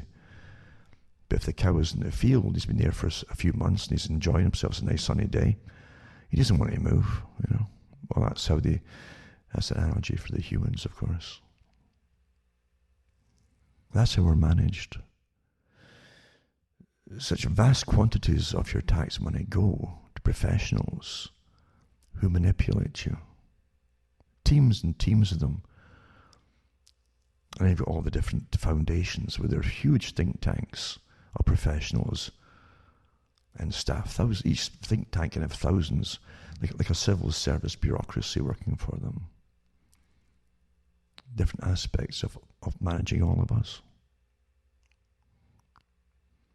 But the person at the bottom, you think you go if when you had work to go to, you leave your home and go to work and come back and have a few beers and sit and watch TV and just watch silly inane nonsense, very immature nonsense generally, which is what you wanted after a rotten day. You didn't want anything that serious, just silly and stupid, and hopefully not packed with PC updates,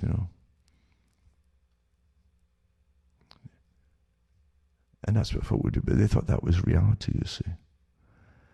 And it didn't dawn on them that they were being trained to do that and encouraged to do that, which kept them out of participating in anything else that was going on. And so the Protestant churches adapted the idea that science was supreme, step by step, until they became, for most of them anyway. And again, they don't have that central command, centralization of command, I should say, from the Catholic Church, even though that's getting hammered too. And yet they'd already fragmented off into literally hundreds and hundreds of splinter groups in Protestantism, which is, and again, it's a fantastic study to go look into it. And the studies have been done on them by behaviorists and sociologists and so on. Quite fascinating to see. It's the same pattern you'll find in Protestantism over and over, where fractions at the bottom generally or emerge within the group who are dissatisfied at the way of the world affecting their group, and seeing that their own leaders and congregation are falling into the trap of being more liberal with their interpretation of what it meant, and so they go off and create their own splinter, their own group. You see, a variation of the first one or the previous one, and they go the same way until their children would start to say, "Wait a minute here, our parents are getting more worldly here and doing the things they're not supposed to be doing, the ways of the world," and then they'll splinter off, and that's how it happens. It happens in all groups, including Mennonites too. Well, they're all been studied by our masters, all of them. Tremendous in-depth studies of it, how it's done. Because what you study about one group, you can use on society in general, in fact, the different techniques to control them or manipulate them, or even force splinters to occur if you want to fragment society, divide and conquer. So again, Protestantism has that weak link in it. And in the States, Protestantism turned a lot of people off because of the wealth. It was mainly middle class thing eventually, It kind of became more materialistic. In fact, it copied more of the Old Testament more until it was becoming more and more materialistic in a sense. And this battle between Christianity and the Old Testament to do with wealth has never been, can't really ever be reconciled, I think. Excessive wealth, it can't be. I think, it doesn't mean that people who become wealthy become nasty or evil, but a lot of people do. They forget what they're there for, and comfort takes over, and they can't relate eventually, in fact, to people who are not from the same class eventually. That's a fact. I mean, you'll see that. That's why it helped fragment it in Britain too, much quicker, in fact. When religion became a tool of the state long ago, as it generally does, The Church of England is a good example. Don't forget, the Church of England was born out of revolution, against the Catholic Church, but although it kept all the rights and so on of the Catholic Church, but they made the monarch of England the head of the church as opposed to the Pope. So naturally, for centuries afterwards, a lot of their writing and the praises in the Psalms were dedicated to praising the king and protecting the king or queen or whatever, etc. So it became a tool of the state too, and that's why it really perished to an extent. So many folk have fallen away from the Anglican Church, the English Church, and joined the Catholic Church again, hoping they would get some traditional values taught because the Anglican Church went the way of the world. But the Protestant groups in the States are something to behold, because I'm talking about the TV type evangelists that used to come on and they do their big Hollywood type extravaganzas with literally Hollywood light shows and everything and sound sets, all these professionals to put on a great extravaganza of entertainment in a sense. And they go up there and cure everybody with just touching them on the forehead. And then pass around 5-gallon bins to put all the money in around these massive audiences. And they couldn't fail because you had a generation that was trained or brought up with this kind of thing, think it was all real. And they did some very good exposés of Benny Hinn as an example in his shows. It's worth watching how the professional performances are put on with professional lighting, stage production, the audio that would fit, it would suit to AC/DC. It was fantastic audio, and how it's all produced, and the money that's raked in is just. But then they did a follow-up from, I think, that one with Benny Hinn, and they went to talk to people before the show, then afterwards, over the next few weeks, to see if anybody had, and some of the folk had mortgaged their homes to give as a gift in order to have their son healed and things like that. Just horrible things were happening. Just travesty, and a mockery of something that's supposed to be so pure, Horrible. And there's a lot more of that in the States too, these massive TV ones that also don't work for the people inside the country, and get paid not to. Anyway, there's many stories to all this, but the thing is, religion at one time, at least, people could talk about, and the Catholic Church as well, they were allowed to talk about things to do with that of the Spirit without being soppy about it. Because that's what turned Protestants off. Don't talk like that, it's not scientific. But the Catholic Church didn't discourage people who would talk about their experiences of sensations of another worldliness around them that perhaps interacts with us and through people too. Catholic Church too didn't disapprove of having a visit by a real ghost, because they said, by tradition, if something came to you, it was for a purpose, and you would know why it came to you. So that was okay, that type of ghost, you see, as opposed to demonic entities and beings like that.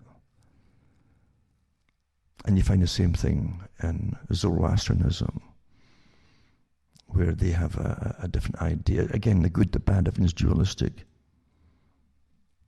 And where they, from again, even earlier traditions than Islam, had incorporated into the idea of these demonic kind of characters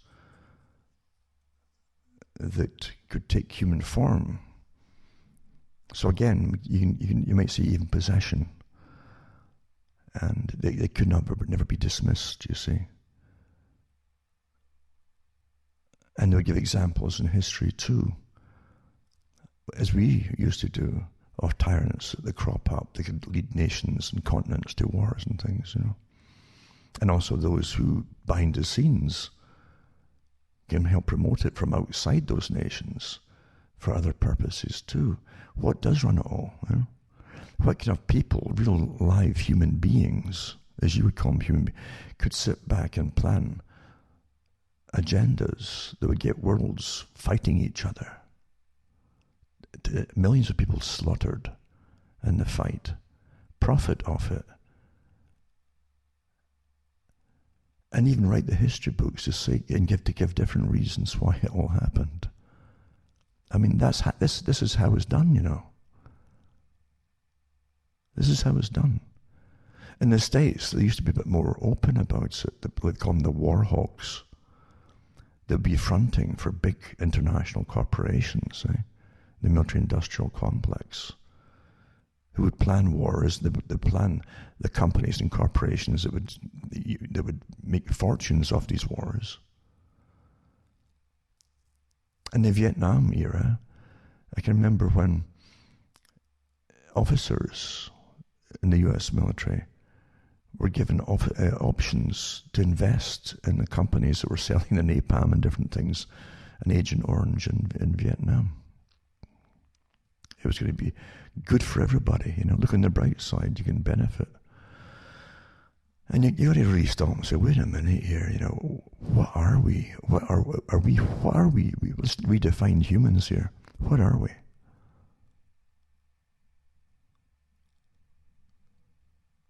Because all these decisions are made before the war starts, even before there's a rumor of having one to the general public.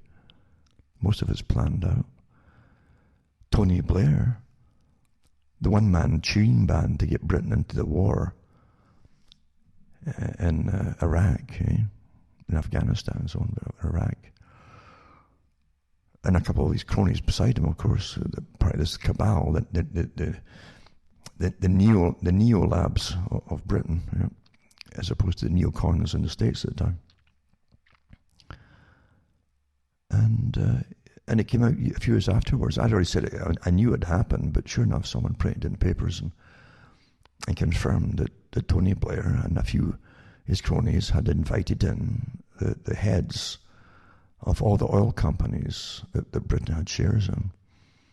And they divided up, before the war started in Iraq, before they even declared war, you know, or if they ever did, and they divided up the oil fields, who was going to get shares and what, and how much for you and much for me, and all that kind of stuff.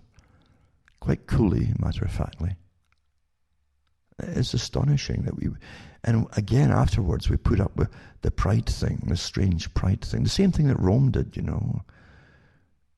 Rome used to be a puzzle till you see it happening in your own lifetime, where ancient Rome had a tradition during its ascendancy of being the military power, conquest. And it took resources in countries and even introduced taxation into countries so they could take money away and resources away back into Rome. Nothing's changed. And they would give medals and honours to the military, and the people in Rome would feel proud of them. And it's the same as happens today. And until you stop and say, wait a minute here, why are these countries were not Stone Age countries before we bombed them into the Stone Age? Who's benefiting here? And why are we part of it? How do you find just bad people? I mean, personally, how do you all define them? Well, they're just bad people. I'd say it's a bit more than just bad people who have no consciences whatsoever. And whatever they do, they'll rationalize, no matter how absurd it seems. That's why it ties in completely with the COVID exercise. We are told not to think for yourselves, according to Fauci and others. Leave it to the experts. Don't think for yourselves. Just obey. You're seeing the same psychopaths at work here, folks. Because normal folk wouldn't say that and expect to get away with it. Yeah. Leave all the experts. Just obey. Fauci said that recently in a little talk he was in. When he was asked, don't you think it's getting a bit kind of more authoritarian and so on. He says, well, he says that the Europeans and America and the States, he says, they have a tradition of rights and freedoms, he says. But he says that can be delay progress in dealing with this problem. He says, right now is a time just to stay at home and do what you're told. That's what he said, alive. Do what you're told. You're listening to a psychopath here, folks. That's a psychopath, Thom. As a psychopath, do as you're told. That same voice will tell you the next thing to do as you're told, and you won't like that either. And he'll say it, and he will say it. And other cronies like him, and the Gates and all the rest of them. I'll put the link up to that one. I think we're right here somewhere. So yeah, you're definitely in a spiritual battle. And in the world, the more people are living in a world that's atheistic and trained to be followers, trained to be passive, trained to do as they're told, then there's always a bigger hell than the previous hell in history comes along. That's what happens. Bigger hell. The more scientific it becomes, the more hell you'll get. The more you toss out the one safeguard you had, which was basically, no matter how much you've trained to hate it, and all the things that involve in it, and all the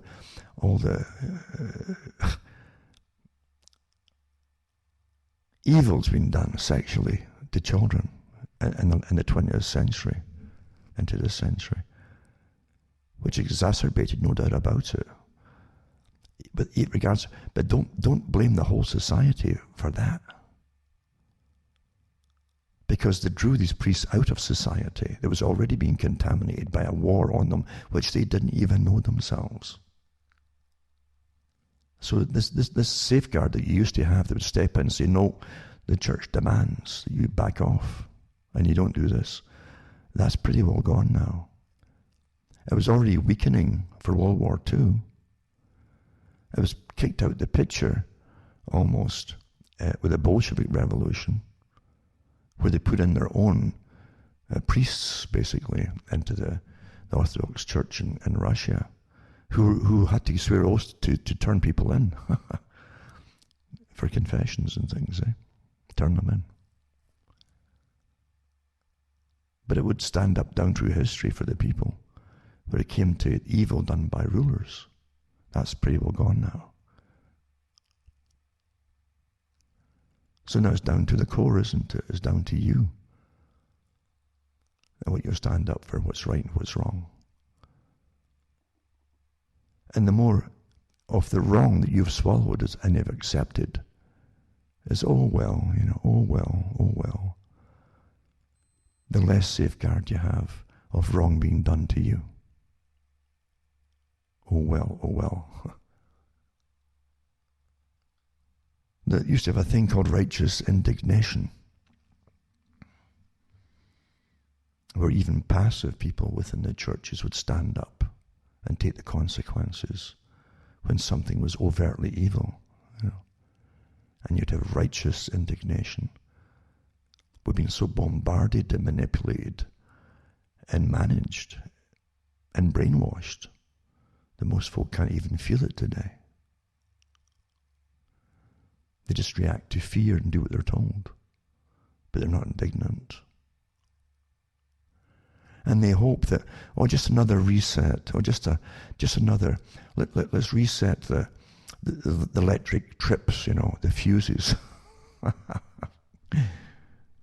and lock you down for a month. Now this is to go on forever, on and off forever, until the old system is completely gone,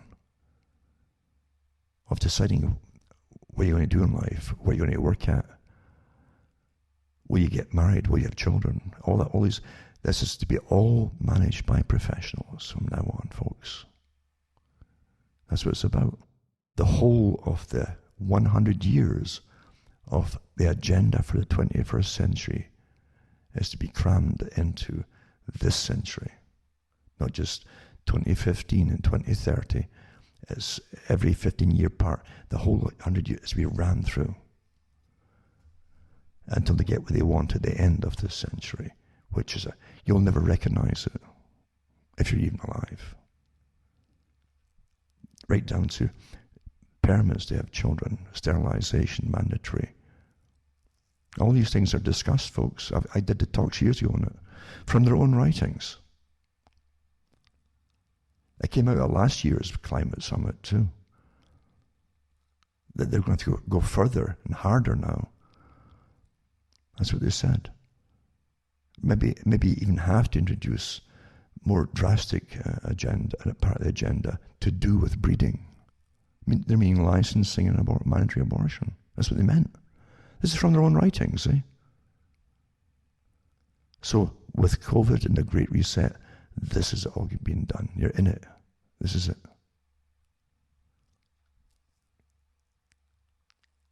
The last few years, they kept saying, we're running out of time, we're running out of time. They all said it in unison, same slogans over and over from all the different NGOs to do with climate change, sustainability. Prince Charles, that fool he is. And his dad as well. The eugenicist, Prince Philip. Useless eaters, eh? Culling the herd, yeah, as Prince Philip used to call it. I've mentioned before that John Pilger, I think, interviewed Leni Riefenstahl, who was the photographer and the producer and director for the Nazi propaganda, massive propaganda movie that was made, or documentary type movie, using very advanced cinematography techniques at the time. But she was asked by Pilger, how did the middle classes, and she was from a wealthy family, how did it happen that this socialism took over, this National Socialism? And it's a very simplistic omission of a lot of other things that caused it, obviously. Part of the reason being, of course, they're trying to fight communism at the time, which was taken over. They're trying to take over Germany with communism. It had been from 1917. But they don't go into that, of course. But Riefenstahl says, well, how do we get? We kind of floated into it. What she's going on about is that you go into little by little. It's almost like it doesn't concern you. It's like something outside of you.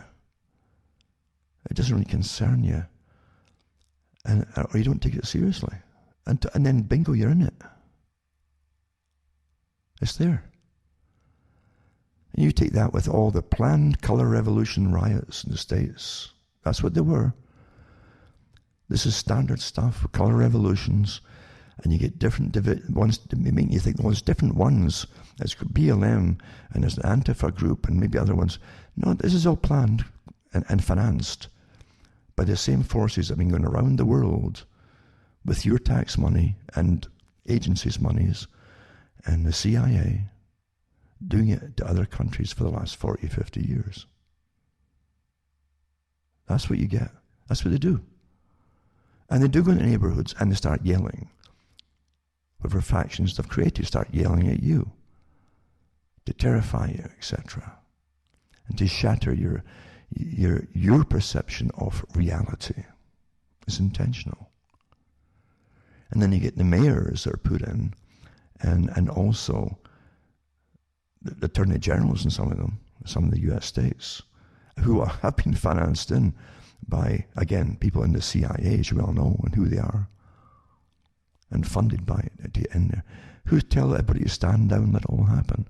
That's the terror campaign upon the American people. And nothing at the top has stopped it, or attempted to stop it. And the leaders of these groups are all well paid, well financed, and well trained. But the followers are out for the looting, and they get picked up after it's all over, one by one. They know who they all are. All of them. The ones who really believe it is a cause, they're picked up.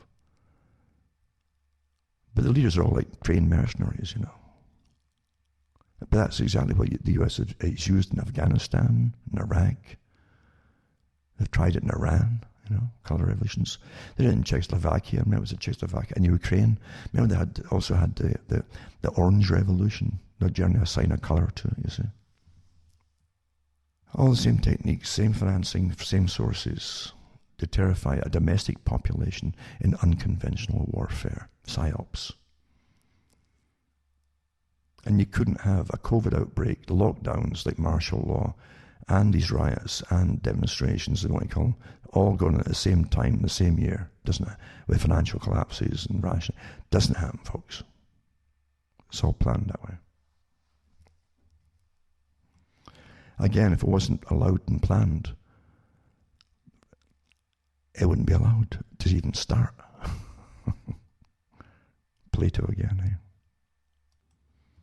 So when it comes to religion, yeah, there are still people who really believe and have a faith, you see, who are decent people, and who aren't in a group just because it's a social club, basically, who actually believe in it, and that's important too. And it's important to realize that you don't have to even be in a club or a group to have the religion either, you know. It might be the only thing you have at the end that the state will try and destroy that's within you, you know. And that shouldn't surprise you if you're really following your religion, like Christianity, for instance, where you're following someone who is persecuted to the end, aren't you? I mean, that's what you're doing. But what's so fascinating for those who want to just poo-poo the whole idea of external influences in society, apart from just TV, radio, and propaganda, but in the realms of spirit, you might say, is that you can't just put off forever the fact that you're witnessing incredible evil, planned evil. That's the part of it, planned evil, coordinated evil, being put across on everyone at the same time, everywhere in the world, but it's from the same sources, repeating the same things exactly, knowing what it's going to do, which is supposedly to save the planet, which is too many people, because you're to blame for existing, you understand? That's the whole idea behind sustainability. If there's fewer people, they say, that climate change, then there'll be less consumption of goods, there'll be less CO2, less wastage, yada yada, of resources. The Club of Rome, the enemy then is the people. We'll blame them for global warming and this, that, and the other, you know. Hasn't changed. The war is on you. And when you get into real austerity and rationing, what gets me is the food is going to these big underground bases. We have them all over the place, you know. And I'm not speculating on it. I know it from people who worked on some of them, even building them. And years ago they did some in England, some documentaries of them that were, and of course there's ones under the Denver airport too, as we all know. But in London, they had ones that were like small cities. For the wealthy elite, the very elite, you know, the important folk, yeah, and their families, to live out comfortably even a century or two, some of them. When I see the foodstuffs, and it's been going on all year, it's not going to stores that are hardly any customers anymore. This is supplies for years and years and years of plenty for those who will be living in these facilities in continuity of government. That's what it is. It reminds me right back to 1984, George Orwell, where Julia, the girl he meets and so on, manages to sneak some real food into him. That was he never had any but real food in his life. Everything he got was synthetic, this and synthetic cheese and synthetic, you know, meat and synthetic. And real coffee they got too. And she's, my God, it's real coffee and it's real this and real. She says, there's nothing those, you know, the bar stewards don't have, she said. That's always the way of it, isn't it? It's like the Politburo and the elite staff of the Soviet Union were all well fed on the best of everything. When the folk had to queue up sometimes in the nation for basic goods for hours and hours and hours for rationing.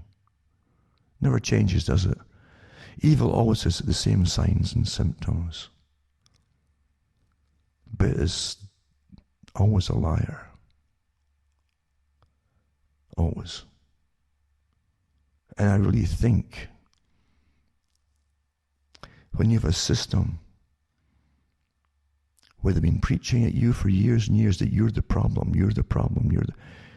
they've taken more time building this up than they did to create a Bolshevik revolution or a Nazi party, for instance.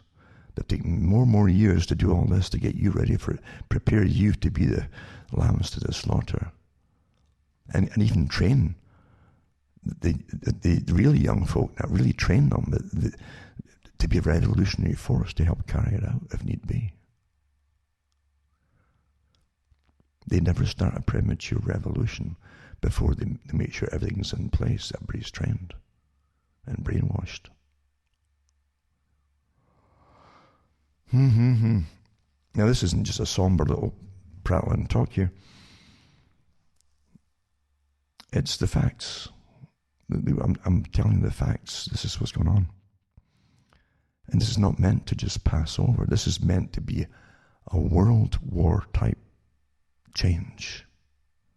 A bigger planned change than the last war. World War. I think therefore you should always realize the many levels of this reality. From basic conology, which is the science of conning people, the experts use. Now they drag in sciences and pseudosciences behind them. Any science, as long as you appoint the proper leadership over the sciences, can become propagandists, which they have become. And science loses credibility as soon as it's used for political purposes, you see. And can't be trusted at all when it's used for political purposes. And you can quite so easily turn it from racial hygiene purposes into overpopulation purposes, and they start to reduce the population. You're hearing the same things coming from the mouth of people like Bill Gates, who's up there still talking about his vaccines going to make folk healthier, and at the same time it will reduce population. Well, how do you reconcile that?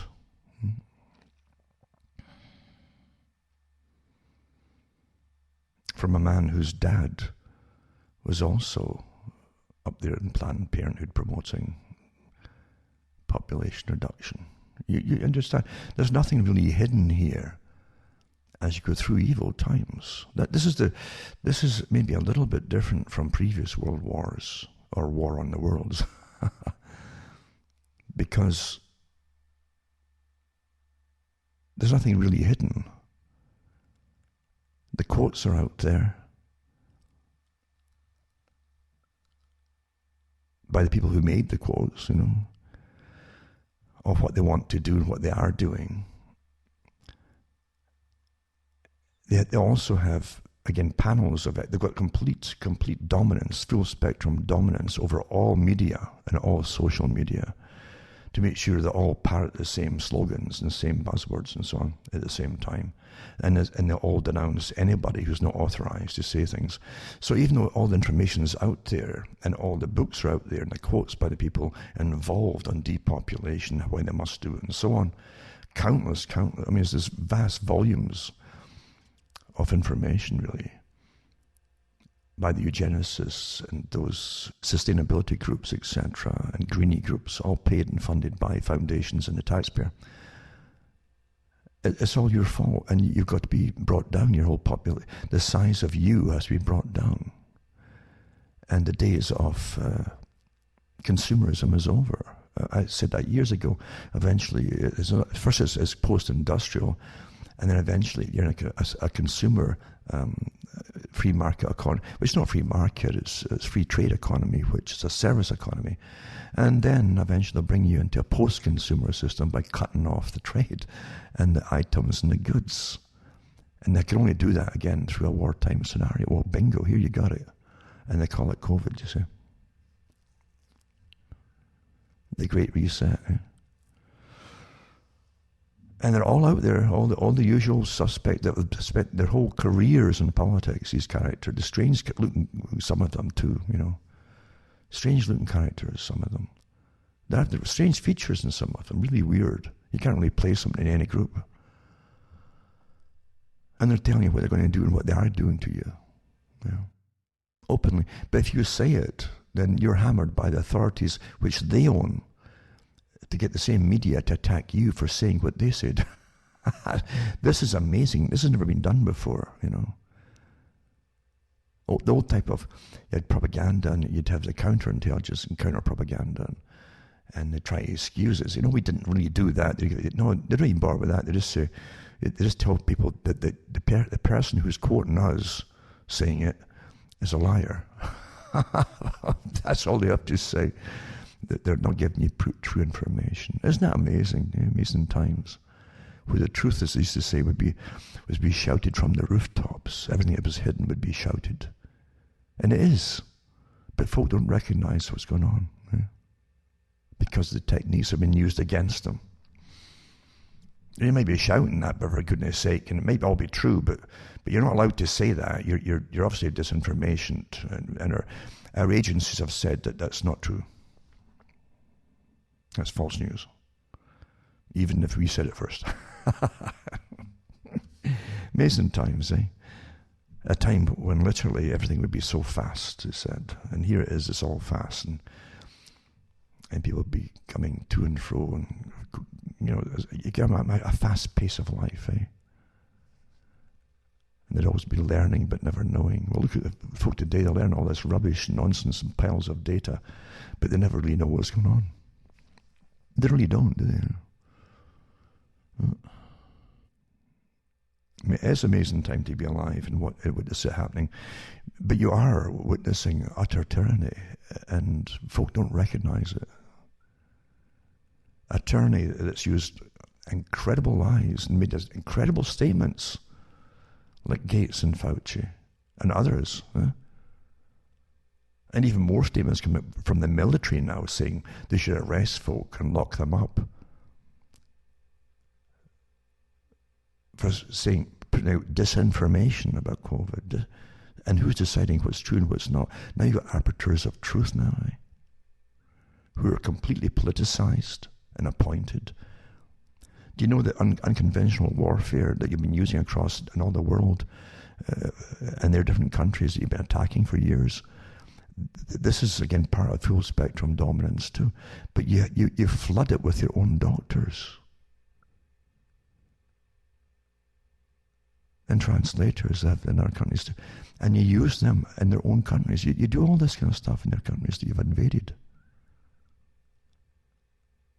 The CIA has thousands of people on its staff and thousands more as assets. They're like part-timers, who are used occasionally. You pull them up when you want them.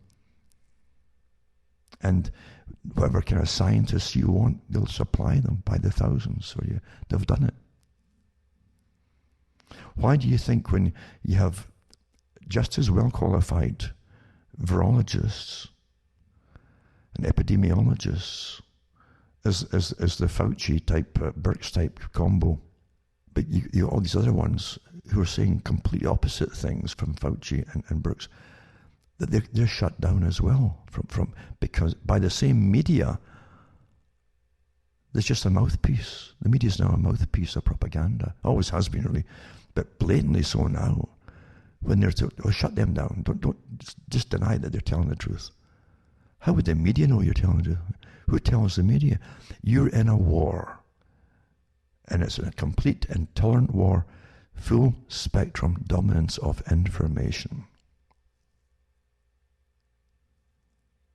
It's the first thing you do in battlefields, scenarios, and conventional and unconventional.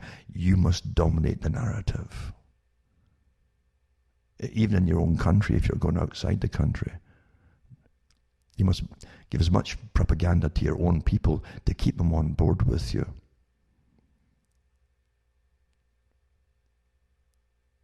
And an unconventional war is also a war for dominance to have the confidence backing you of the people.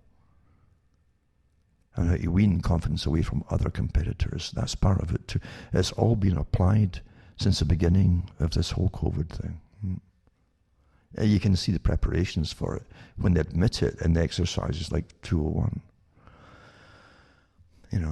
And you go back to the Dark Winter exercises too.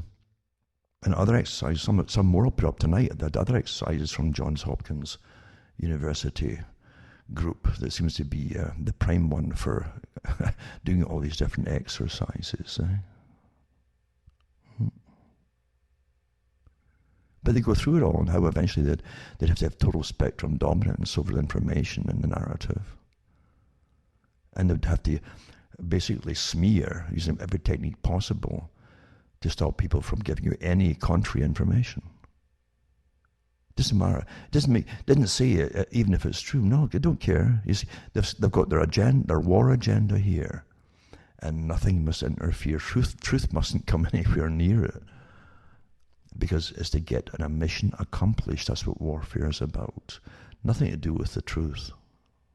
It's about winning whatever it is you set out to win and do.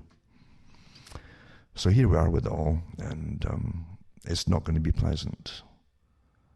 And once again, as they terrify the public by these leaked, they're not leaked, they're dished out to the press, announcements from the military now, getting you ready, and to be very afraid to do what you're told, you see.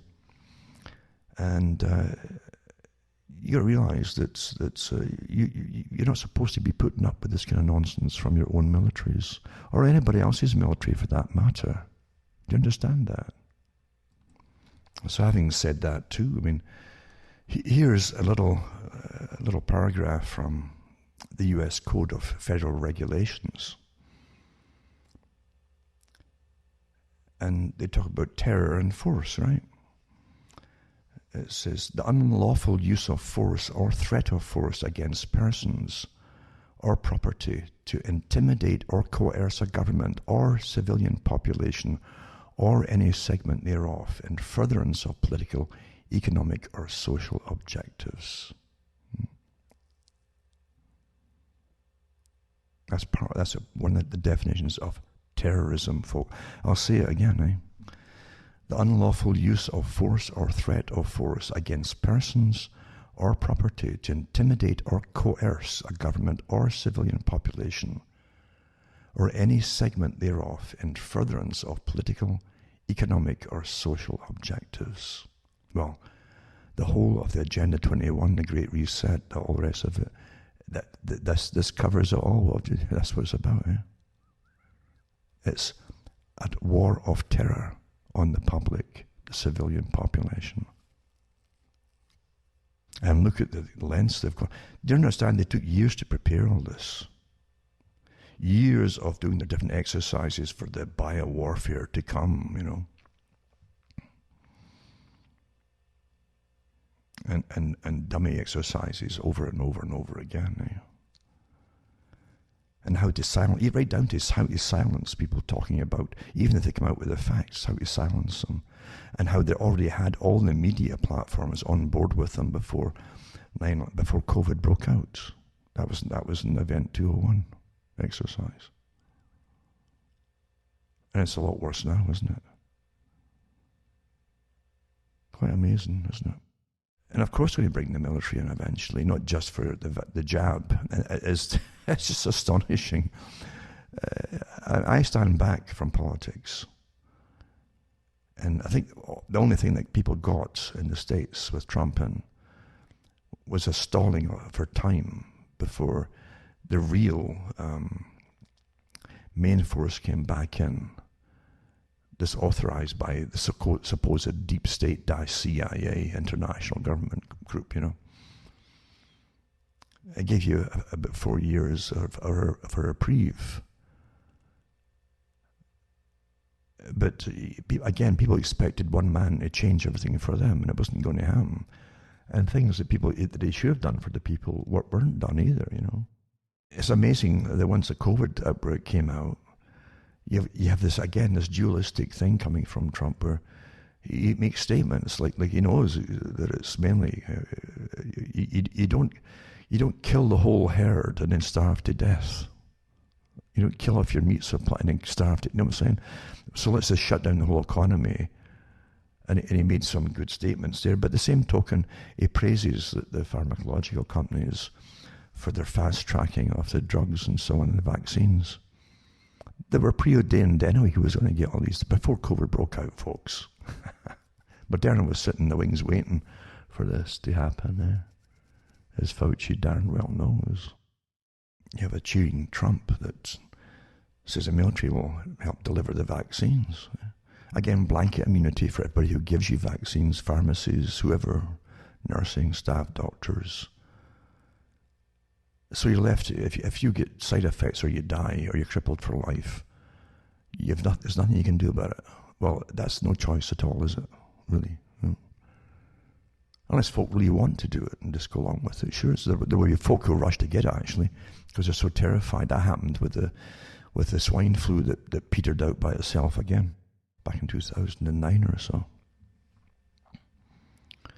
Another great test that the public turned us back on, and they lost that one. So they've come back and forth with this one. Eh?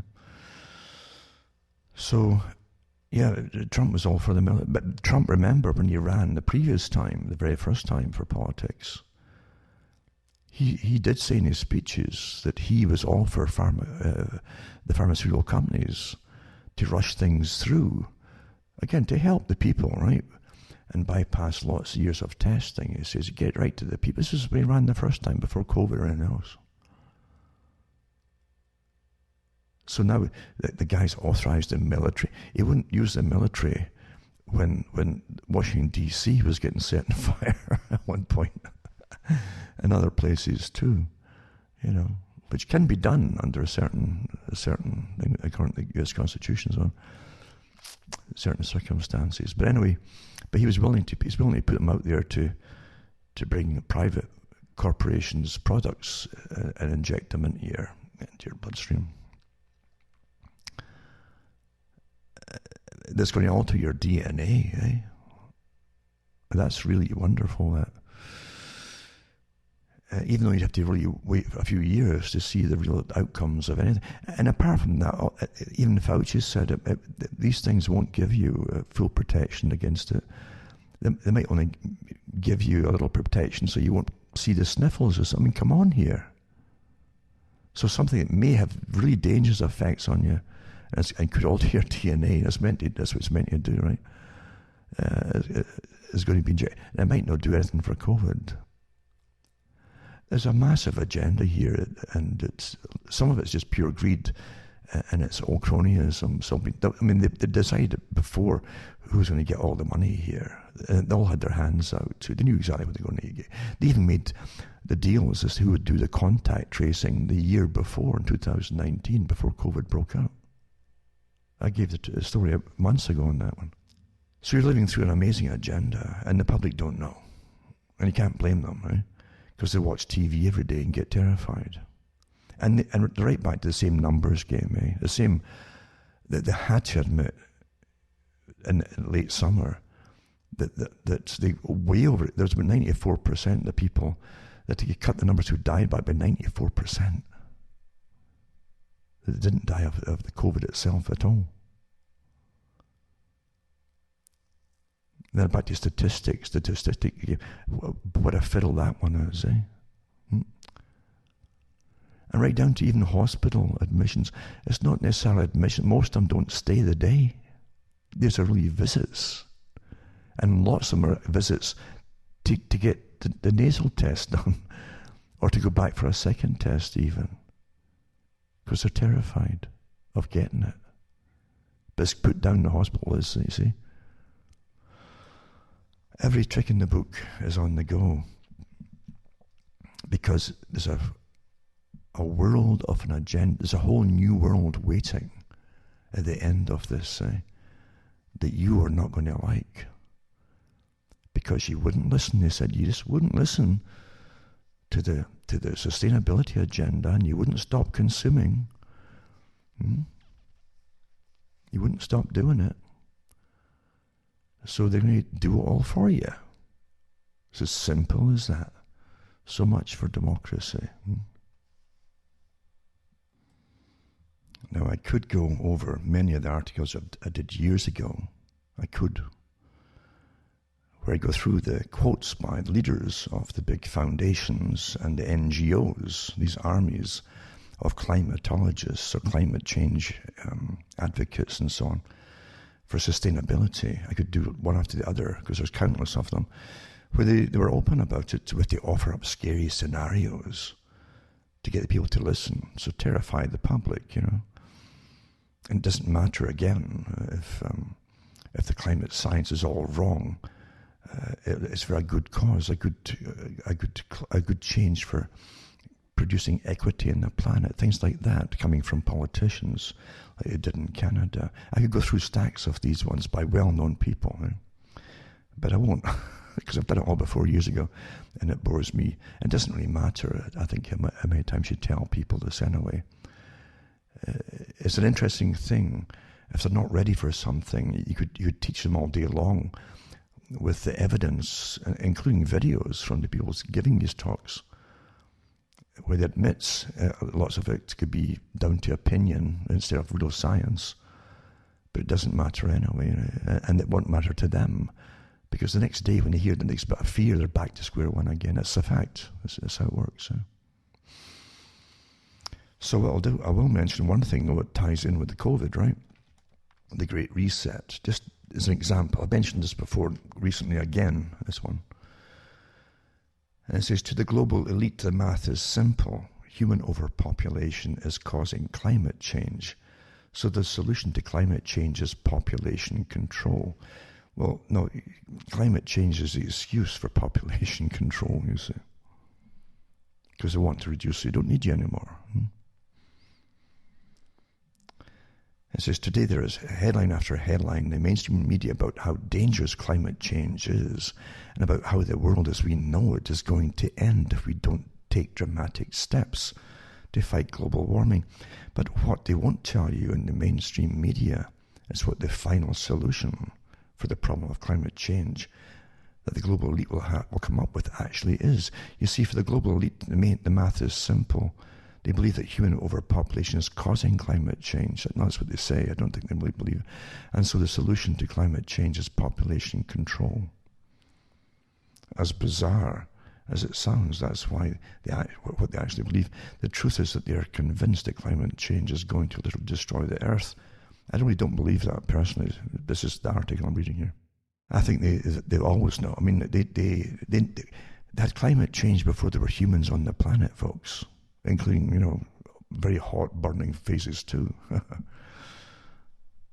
So anyway, in fact, it's official policy of the United Nations to fight climate change by promoting population control measures.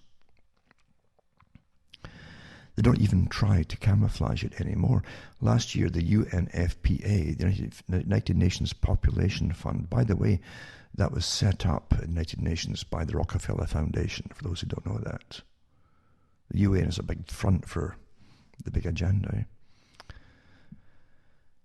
So they used to call it the Department of Population. Now they call it the Populations Fund.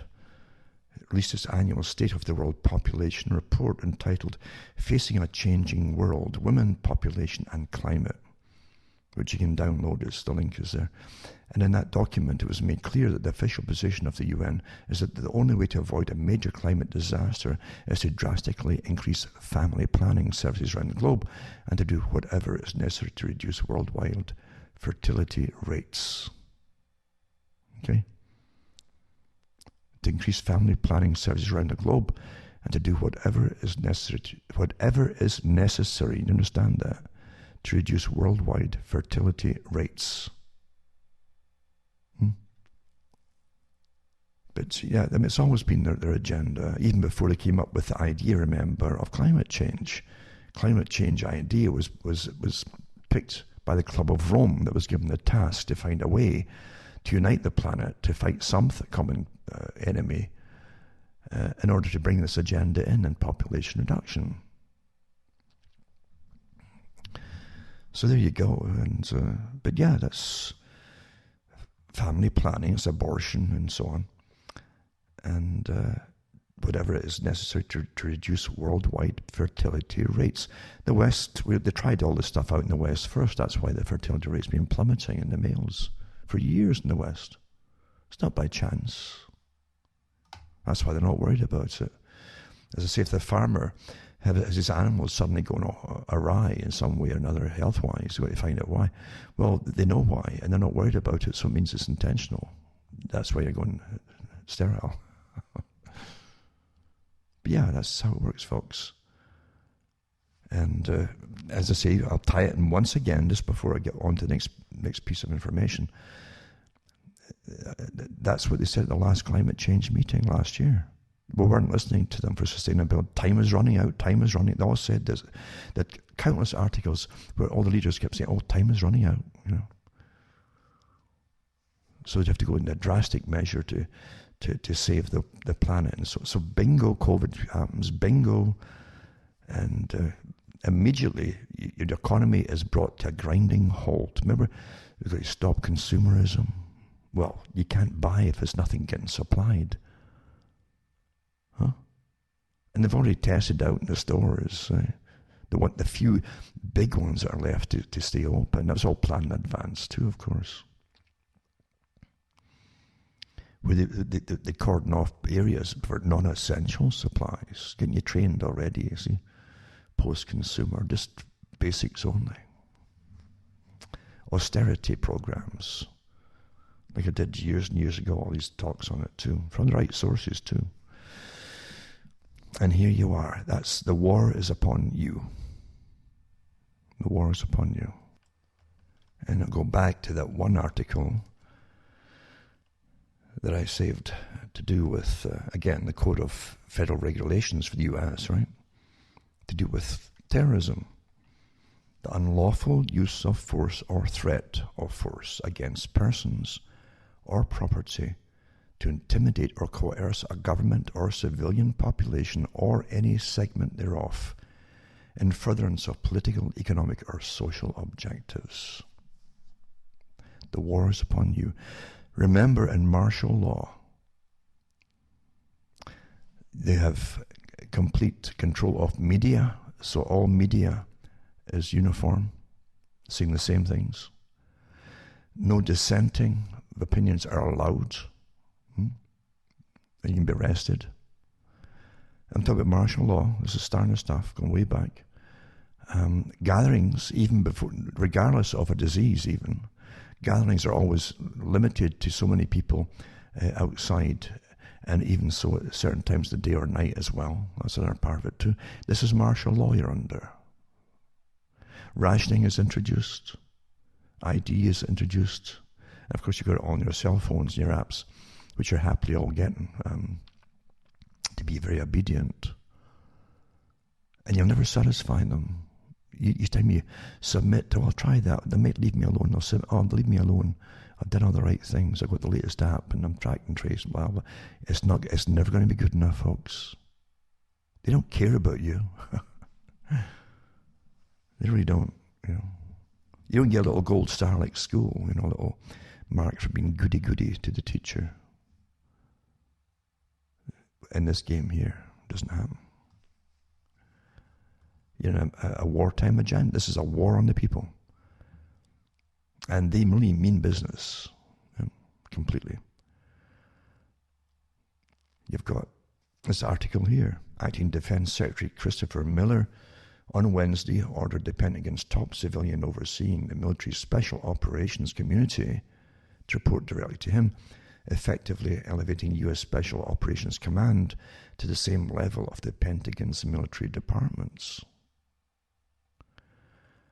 The change makes the Assistant Secretary of Defense for Special Operations and Low-Intensity Conflict, this is unconventional warfare, a service secretary-like position responsible for the oversight and advocacy of the military's Special Operations Forces, said Miller, who's expected to serve in the Defense Department's top job only about 2 months. Or is he going to continue, regardless of the changeover, if it comes? Miller announced the move during the visit to Army's Special Operations Home at Fort Bragg, North Carolina, In his first official visit as Defense Secretary since he took the job, November 9th, his former Defense Secretary Mark Esper was fired by President Donald Trump via Twitter. So it enables us to streamline the information flow, right? It's interesting that the reform will immediately improve agility to the department, right? And the command, and will be able to streamline the information flow, enhance decision-making, and more adaptively and adeptly support our commanders and their superb soldiers, sailors, airmen, and marines, Miller said in brief prepared comments. Now, is he talking about internally or externally? Doesn't say here, you see. He said he would prefer to raise the top special operations civilian post to an Undersecretary of Defense title, but he also said he lacked the authority to do so.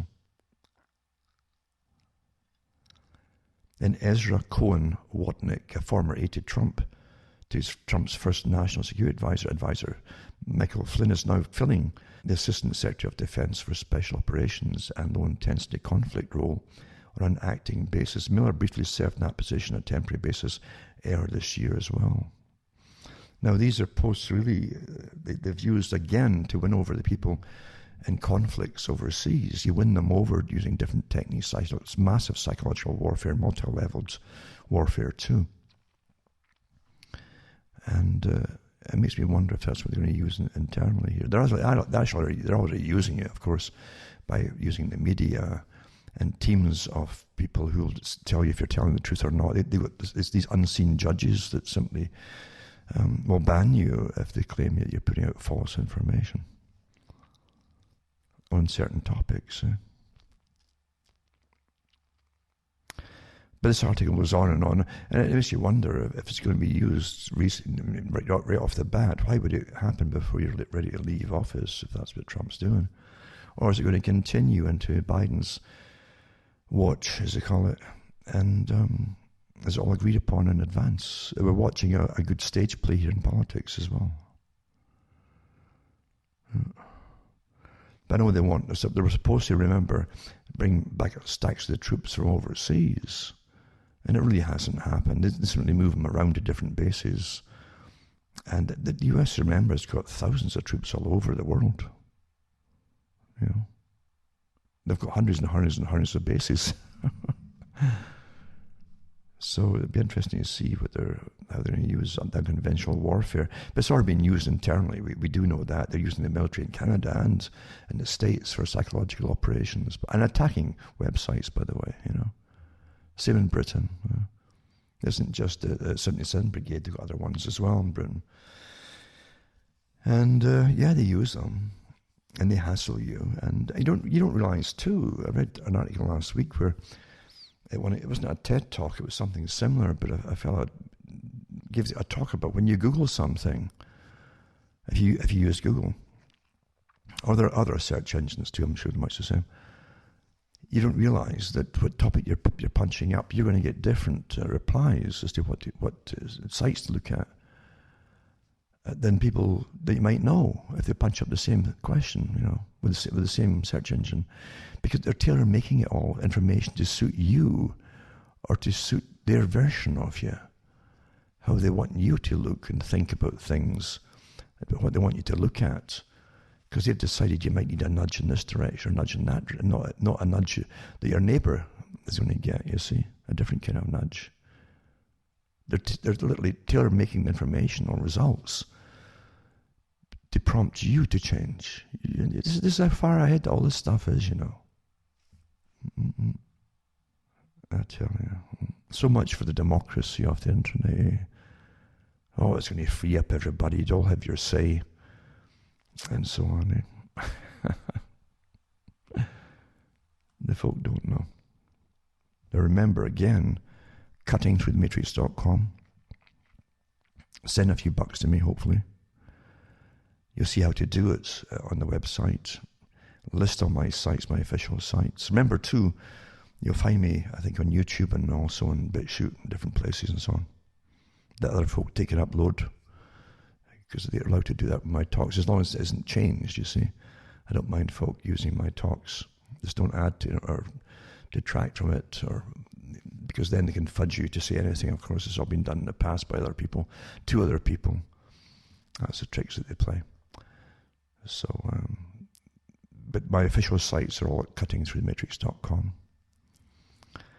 And you can, PayPal, cash is fine, personal check is fine.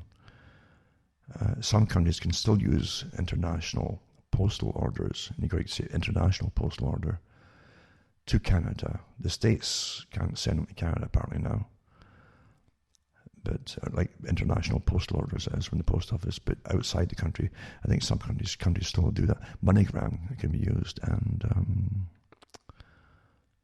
you could even you can find innovative ways to get cash to me, I'm sure. Because we're going through a war, and I'm not backed by any covert institution behind me or agency, and I don't have a team of staff here to churn out documentaries to make you go ooh and ah wow and stuff like that, and churn out 100 articles a day. This all ends up immediately across the internet to different sites, little clues like that.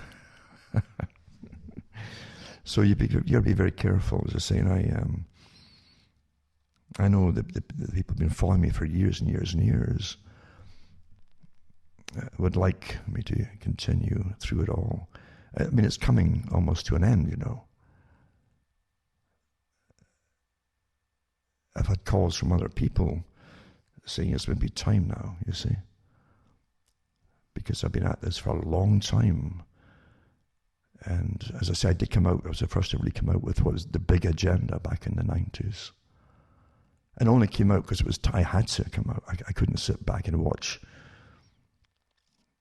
The only country that was allowing information out in some circles, because of the rights that they had at the time in the US, to just be navel-gazing. I says, look, this is a bigger agenda, and here's the facts behind it. It's a worldwide agenda, and this is where it's going to take you. And that's what I had to do. I had all this information and knowledge and just bottled up, and it was time to unleash it, and that was it. And as soon as you do that kind of thing, you immediately, and I guarantee you, if you're genuine, you'll get people coming out like clones of you immediately, and using your stuff and using it and then spinning it off into absurdities too, to ridicule your material. That's counterintelligence, you see. And I used to talk to people sometimes for hours when I first came out on the radio, privately, And after about a year and a half, one person who contacted me quite often mentioned, he phoned me one night and he says, I hate to tell you this, he says, I've got to tell you, he says. And he mentioned this other guy that would phone me. I didn't know they were connected, you see. But he says, but we're both employed by, I won't say the name, by another guy you know awfully well, but not in the Americas, who was paying them to pump me for information on the occult and so on like that. And he was using it all for his books. It's astonishing stuff that goes on. The same character got me off the air of another show that I helped to promote initially. And that's another story again. And the person, when the guys in the show actually phoned me up, red-faced, and said, I'm sorry, we made a deal to do all these videos. And that was part of the deal. They wouldn't bring me back on again. You wouldn't believe the dirty tricks that go on. You really don't know what's going on. You really don't know. There's not a happy field out there of what they used to call the patriot community, because it's completely infiltrated, folks. And it always was. But worse now. But yeah, it's up to yourselves where you want to follow or to listen to. But I always say, you have to think for yourselves. You got to do it. And where you want to accept it as a purely humdrum society and an atheistic society and a humanistic world, it's up to you, Or you believe there's a spiritual side of it too, it's up to you as well. I can only go by my own experiences. I think it's a very pessimistic way to look at the world, is through purely atheistic eyes. Because then hell can be brought to your door and you'll accept it because you have nothing else to compare it to. Oh, well,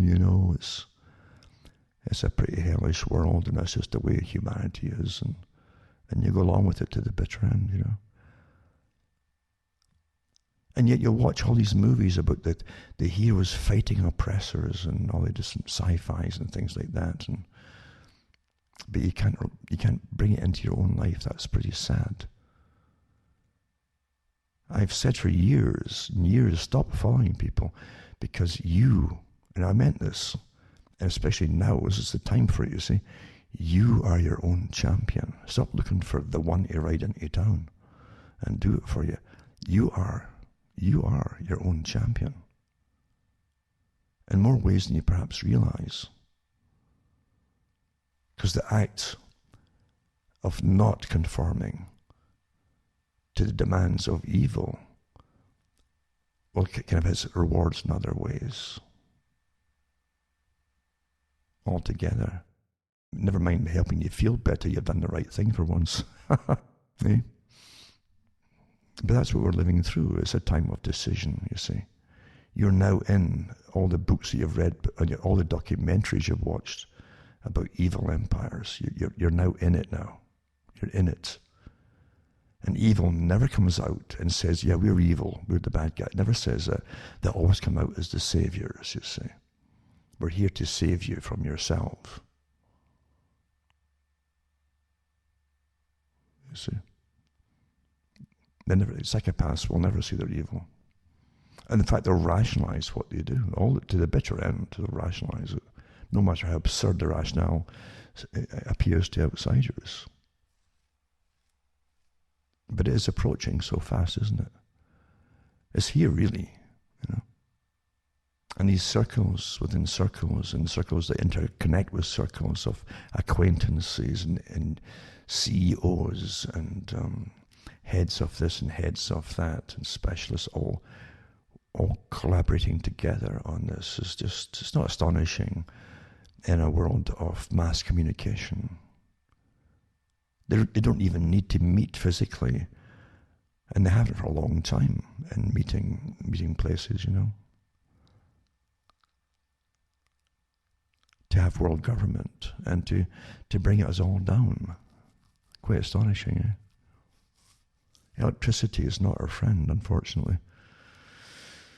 When it comes to this, at least, because I said they couldn't do any of this without the computer and mass communication, mass surveillance of all kinds. They couldn't do any of it. That's why it's all happening now too. I can remember reading about you had the Luddites and you had saboteurs and all these different things that happened, fights against technologies of the past. And I've looked at Mennonites too, and other groups, similar groups, and thought, well, I've got nothing I can say bad about them, because if we all go down into austerity, I thought this for years, then if they've hung on to the old ways, I don't know how many of them still have their own blacksmiths and things like that, but they used to be self-sufficient. That was the whole point of it initially. Then they'll survive, and if they keep horses and so on, they'll survive as long as they can plant, grow, and feed themselves and make their own things. They can survive. And they are an enemy. They're being attacked now. They're getting attacked by the authorities, even in Canada here. In fact, all religious groups, especially Christian groups, are really being hammered across the world now, of course, because they're easy targets. They don't fight back, and they're more compliant, obedient. They won't dare do this on Islam to the same extent, and they don't dare do it on other groups too. But Christianity especially is an easy target of obedient people, you know. So they began after the Mennonites in Ontario because they claimed that there was an outbreak of COVID after, I don't know, a wedding or something, or maybe a church meeting. But don't forget, outbreaks are not outbreaks. It's not outbreaks of sick, dying folk. It's just that somebody got tested, and with this wonderful COVID test, where the inventor said it shouldn't be used for diagnosis. But what does he know, eh? And the fragments of the DNA, or a virus, I should say, are literally multiplied many, many times in cycles, way over what they should be too, even then. They say once it's over about 32, it becomes very, very unreliable. And they're up to 45 cycles now, so they're guaranteed to get lots of false positives. I think.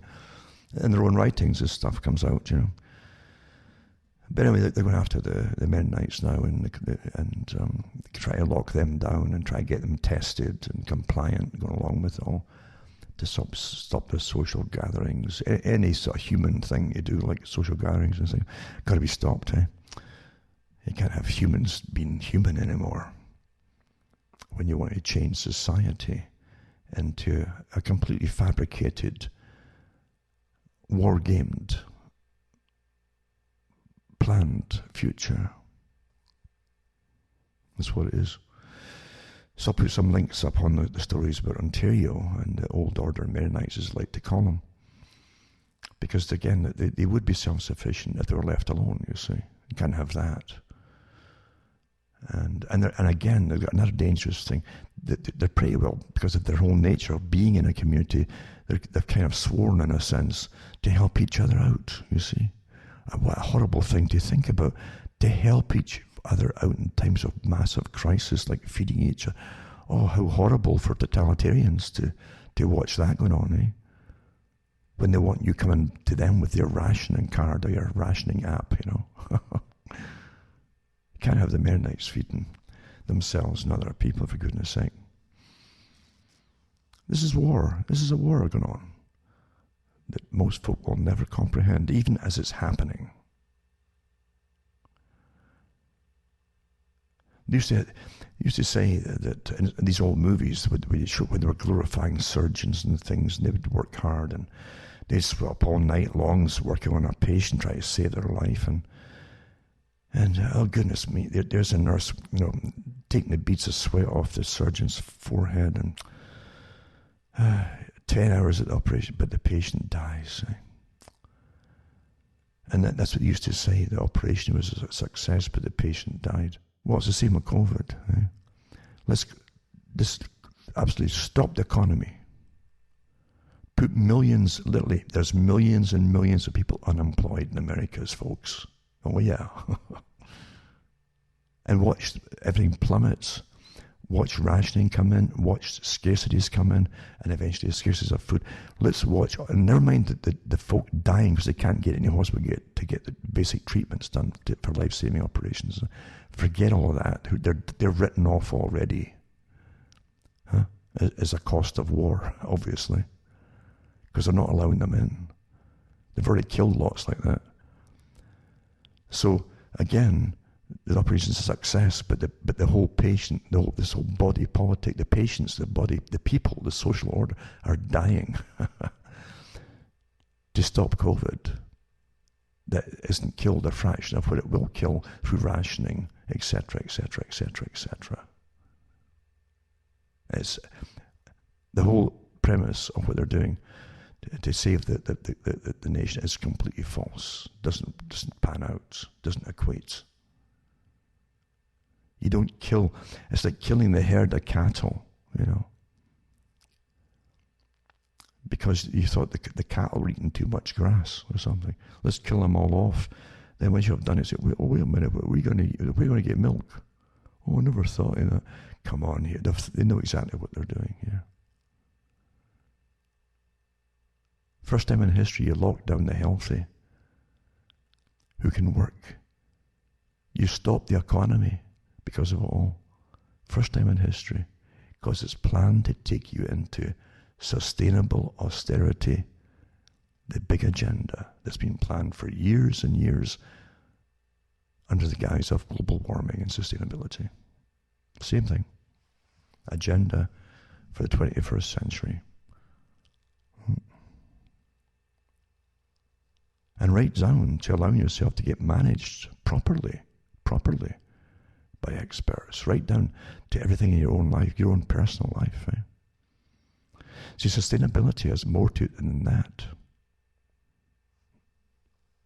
We've already been treated to the little tentative releases, and everything you see in the mainstream media is a planned release on time. Each is planned on time.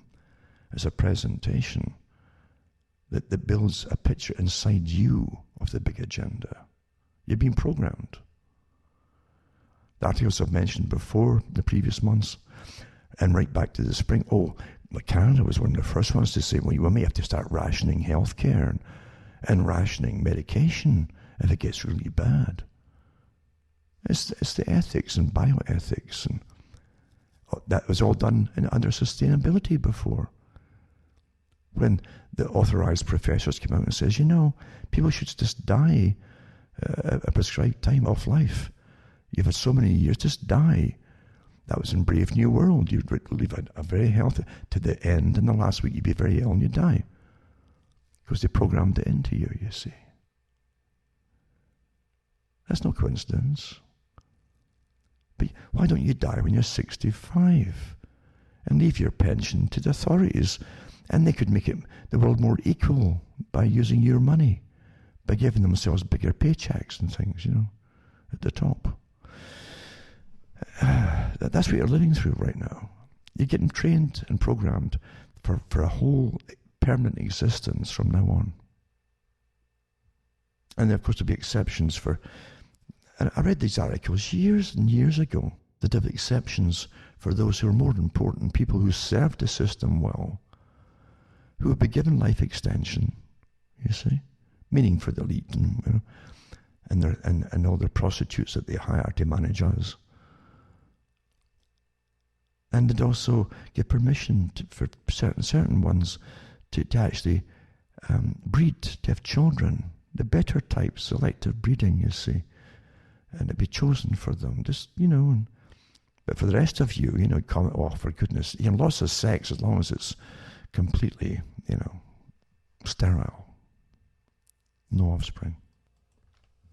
Now those in the Club of Rome, remember, who were tasked with, by the elite to find a reason that they could give to the public to give up their rights to save something, the world, whatever, hit on the idea of global warming and famine and drought that would come out of it, and the like would fit the bill. Therefore man would be the enemy, see? That's what they said themselves. And there was King as well. It was Professor Maurice King. King was one of the members, the high members, the head of the Club of Rome at one point too. And again, they're all humanists, this religion of humanists. You should read it sometime, the Humanists Manifesto. And this is what Maurice King said, Professor, right? Global sustainability requires the deliberate quest of poverty. You're getting the point here. I'll say that again. Most folk really, it goes over their heads. I couldn't have been what I heard there. That's it. Global sustainability. Remember, this is very important to remember. Global sustainability requires the deliberate quest of poverty, reduced resource consumption, and set levels of mortality control. Set levels of mortality control. Okay? What do you think that means, mortality control? Length of lifespan, folks. This is all coming out again with the different ethics committees for the Rockefeller Foundation, now working with all those in the Johns Hopkins groups for the whole and the reset as well. They've churned out all their stuff. They've been working at it. They're lawyers, and they've decided what bioethics and what ethics will be for living and dying. I've already put the articles out to you from their own websites. And it's all there now. These are your new ethicists. This is the new religious priestessy. We've decided what's right and wrong and what's allowable. And it's allowable. We can euthanize you, etc. If you're just a useless eater, for goodness sake, then you shouldn't be eating. You're eating our resources. And we important people, we intellectual people, we have the right, you see, to have more than you. You're eating our resources because it's like Karl Marx said, each according to their needs and their means. Well, we're more important folk need more than you commoners down there, you see. So stop eating our resources. There you go. And that sums up. Or you see, again, this is true. This is a real socialism. You don't realize that the elite technocrats like socialism, where they can manage you all in a collectivist type society, where you don't have individual freedoms, you have collective freedoms. But they define what the freedoms are. Remember what the United Nations said 2 years ago? The individual is the enemy of world peace. Their definition, remember, of world peace is the Marxist definition, which is the end of all opposition. That's what they define as peace under communism.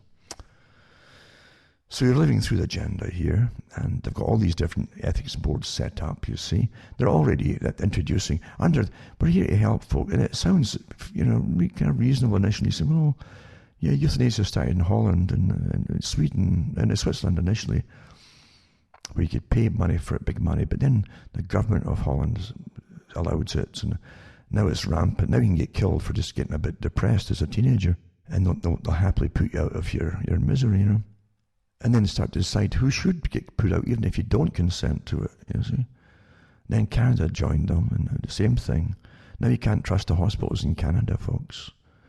Medicine has lost, this is the saddest thing, all credibility. All credibility. And trust when they start deciding who's going to live and die. That's out the window. That's gone. Gone. If a whole profession signs on and accepts that, they should be ashamed of themselves and quit and leave their professions, because it's not profession anymore. It's a total sellout to politics and an agenda. A horrible agenda, that. We're here to help you, Ronald Reagan, the most terrifying things American citizens can hear is, we're from the government, we're here to help you. We should put up in neon lights, I think. So yeah, back to King here, Professor Morris King. Global sustainability requires the deliberate quest of poverty. What part of that do you not understand? This is for you, you see. Reduced resource consumption and set levels of mortality control. Okay, righto. I guess he was just daydreaming when he said it, Maybe. And this is what you're putting up with, and you don't even realize it. That's been repeated by other professors since then. More so in the last few years, as you see, you're constantly getting programmed with little bits and bytes of information, repetition. And so when it gets introduced, I guess it's quite natural. No, the programmed you accept as natural, and you don't even realize it. You don't know. It's just astonishing, it really is. I tell you. This article here is, again, reducing the world population through vaccines. Bill Gates, and when he said, and he's up there saying it, you can see him saying it and hear him saying it, if we do a really great job on new vaccines, we could lower the world population by 10 or 15%. What? These are mind jobs. I'm being polite here. These are mind jobs on you. They're truly psyop jobs when they say things like that. That this kind of double speak where your mind can't comprehend. Wait a minute, he wants to help people by giving vaccines to help reduce population. Doesn't compute, There's also lots of, I actually talked about the revelation of the method years and years and years ago, where they generally come out and tell you what they've done after the fact, But during this occultic time, you're getting it, again, shouted from the rooftops and at the same time denied if you repeat it, what they're saying by their mainstream media. This is a psyop operation, but that's done like that. Quite something, And also this one here is, I've got the solution to climate change is population control. This is a 2010 article. Yeah, it goes on and on. It's one after the other in the same kind of vein, basically. Another one here, too, is this article to do with, let's see, countless articles, actually. I don't want to bombard you with article after article. But here's something to think about. Bishop Joseph Brennan of the Diocese of Fresno urged Catholics not to jump on the COVID-19 vaccine bandwagon. The reason for it, he says, citing ethical concerns about the use of fetal cells in vaccine development. He's advising folk not to just jump on the bandwagon. In the video, link to the video is here, shared by the diocese this week. Brennan said that some of the researchers racing to produce a coronavirus vaccine have made use of cells derived from an aborted fetus and perhaps other morally objectionable materials. And as soon as you say that, a good chunk of the population, well, so what? They're trying to save us, And so what? They were dead anyway, these babies. At least when they took the cells up, maybe they were, but maybe they weren't. And it wouldn't really matter to some people either. They wouldn't care. But it isn't that really stands out. Because I gave talks a long time ago from some of the big world leaders at the time, where they talked about destroying society, right down to necrophilia, But what they're getting at is they'd even make you eat the dead, eat your dead, That was a saying too that Dzerzhinsky used, who was one of the big early Cheka and NKVD group leaders in the Soviet Union or the Bolshevik era. When a mass slaughterer too, because they were tremendous slaughterers, these people. They enjoyed slaughtering millions of people. They really enjoyed it. If you want to see demons in physical form do what they do, you just go back and you look at what these characters did. It's unbelievable to most folk, But they existed, they did it, and they had powerful positions. But this mass slaughterer, he talked about, he had a complete contempt for the public. Once again, who would obey and obey, just like obey Fauci, Just stop thinking for yourselves and listen to the experts and stop this individualism and right stuff and do what you're told. So Dzerzhinsky did all that stuff to the people, and of course they tried to obey him and please him. There's no pleasing him. You're already slated for extinction. They didn't believe in wasting time and reschooling and re-education facilities for guys like you. No, they just brought you and your families and children and slaughtered you. Whole towns, villages, one after the other. And Dzerzhinsky said that. He says, what does he think of the people? He says, I think they're scum, he says. What do you expect from a psychopathic mass slaughterer with power, right? But he says he had no regard for them at all. Why? Because they wouldn't stand up for themselves. He says, you can beat them, he says. You can kick them, you can starve them. He says, well, they stand up and fight you because you're the oppressor, right? He says, no, they just turn over and eat their dead, he says. These are the characters that you're seeing manifested again, very openly.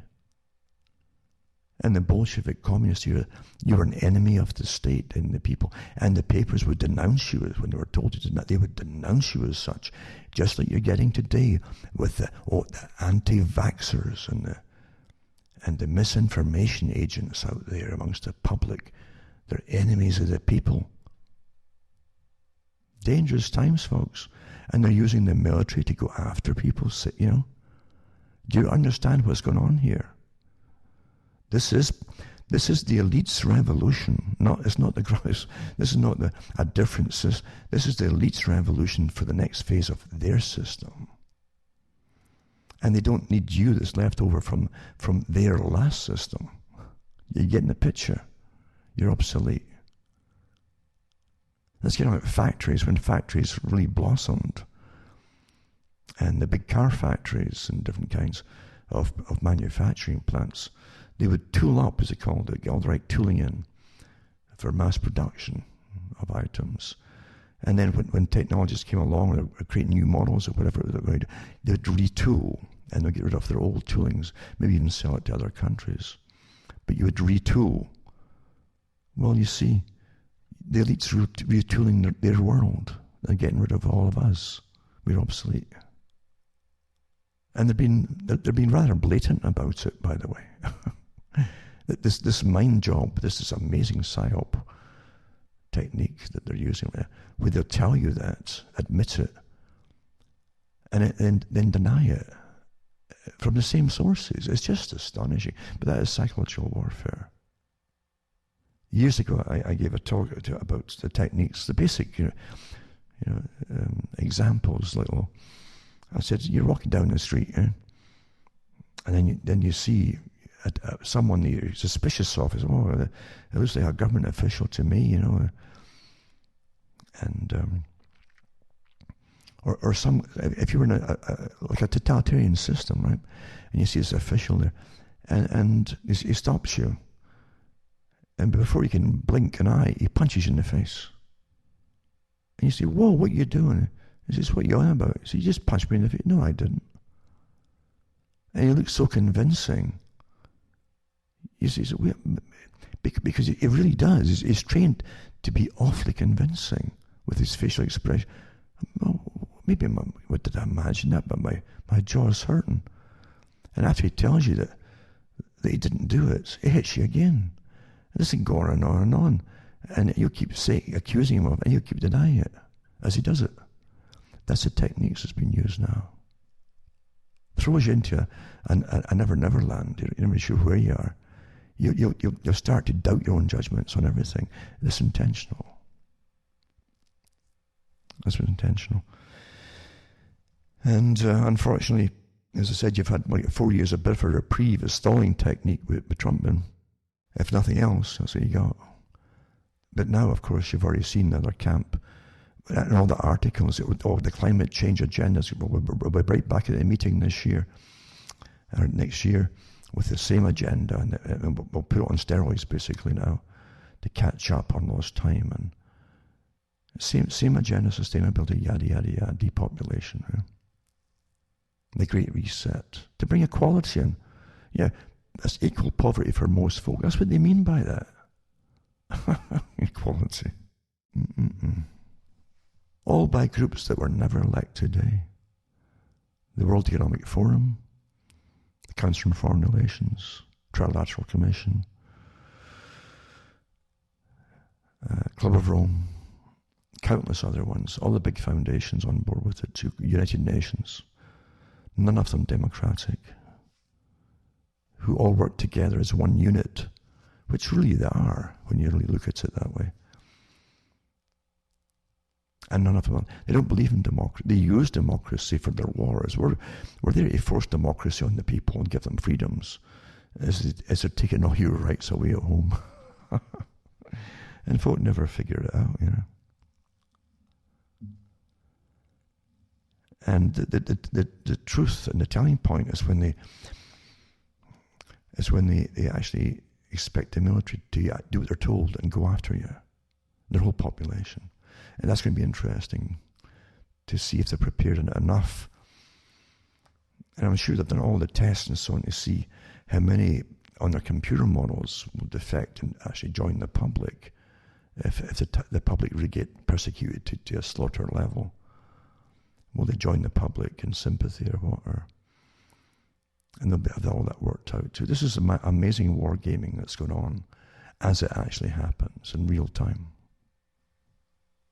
So there's that bishop giving you a little warning,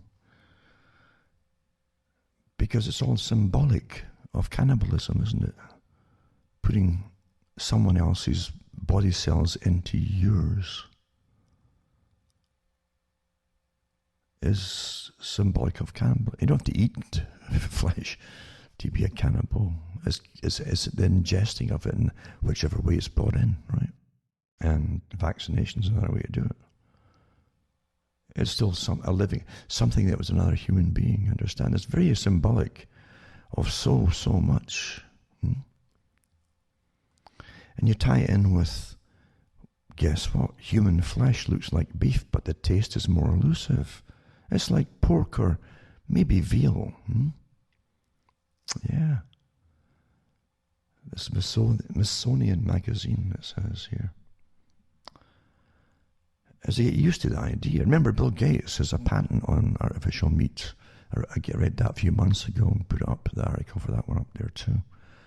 Just a coincidence, he's got fingers in all these pies, And I remember doing the articles years ago when I think it was at Holland.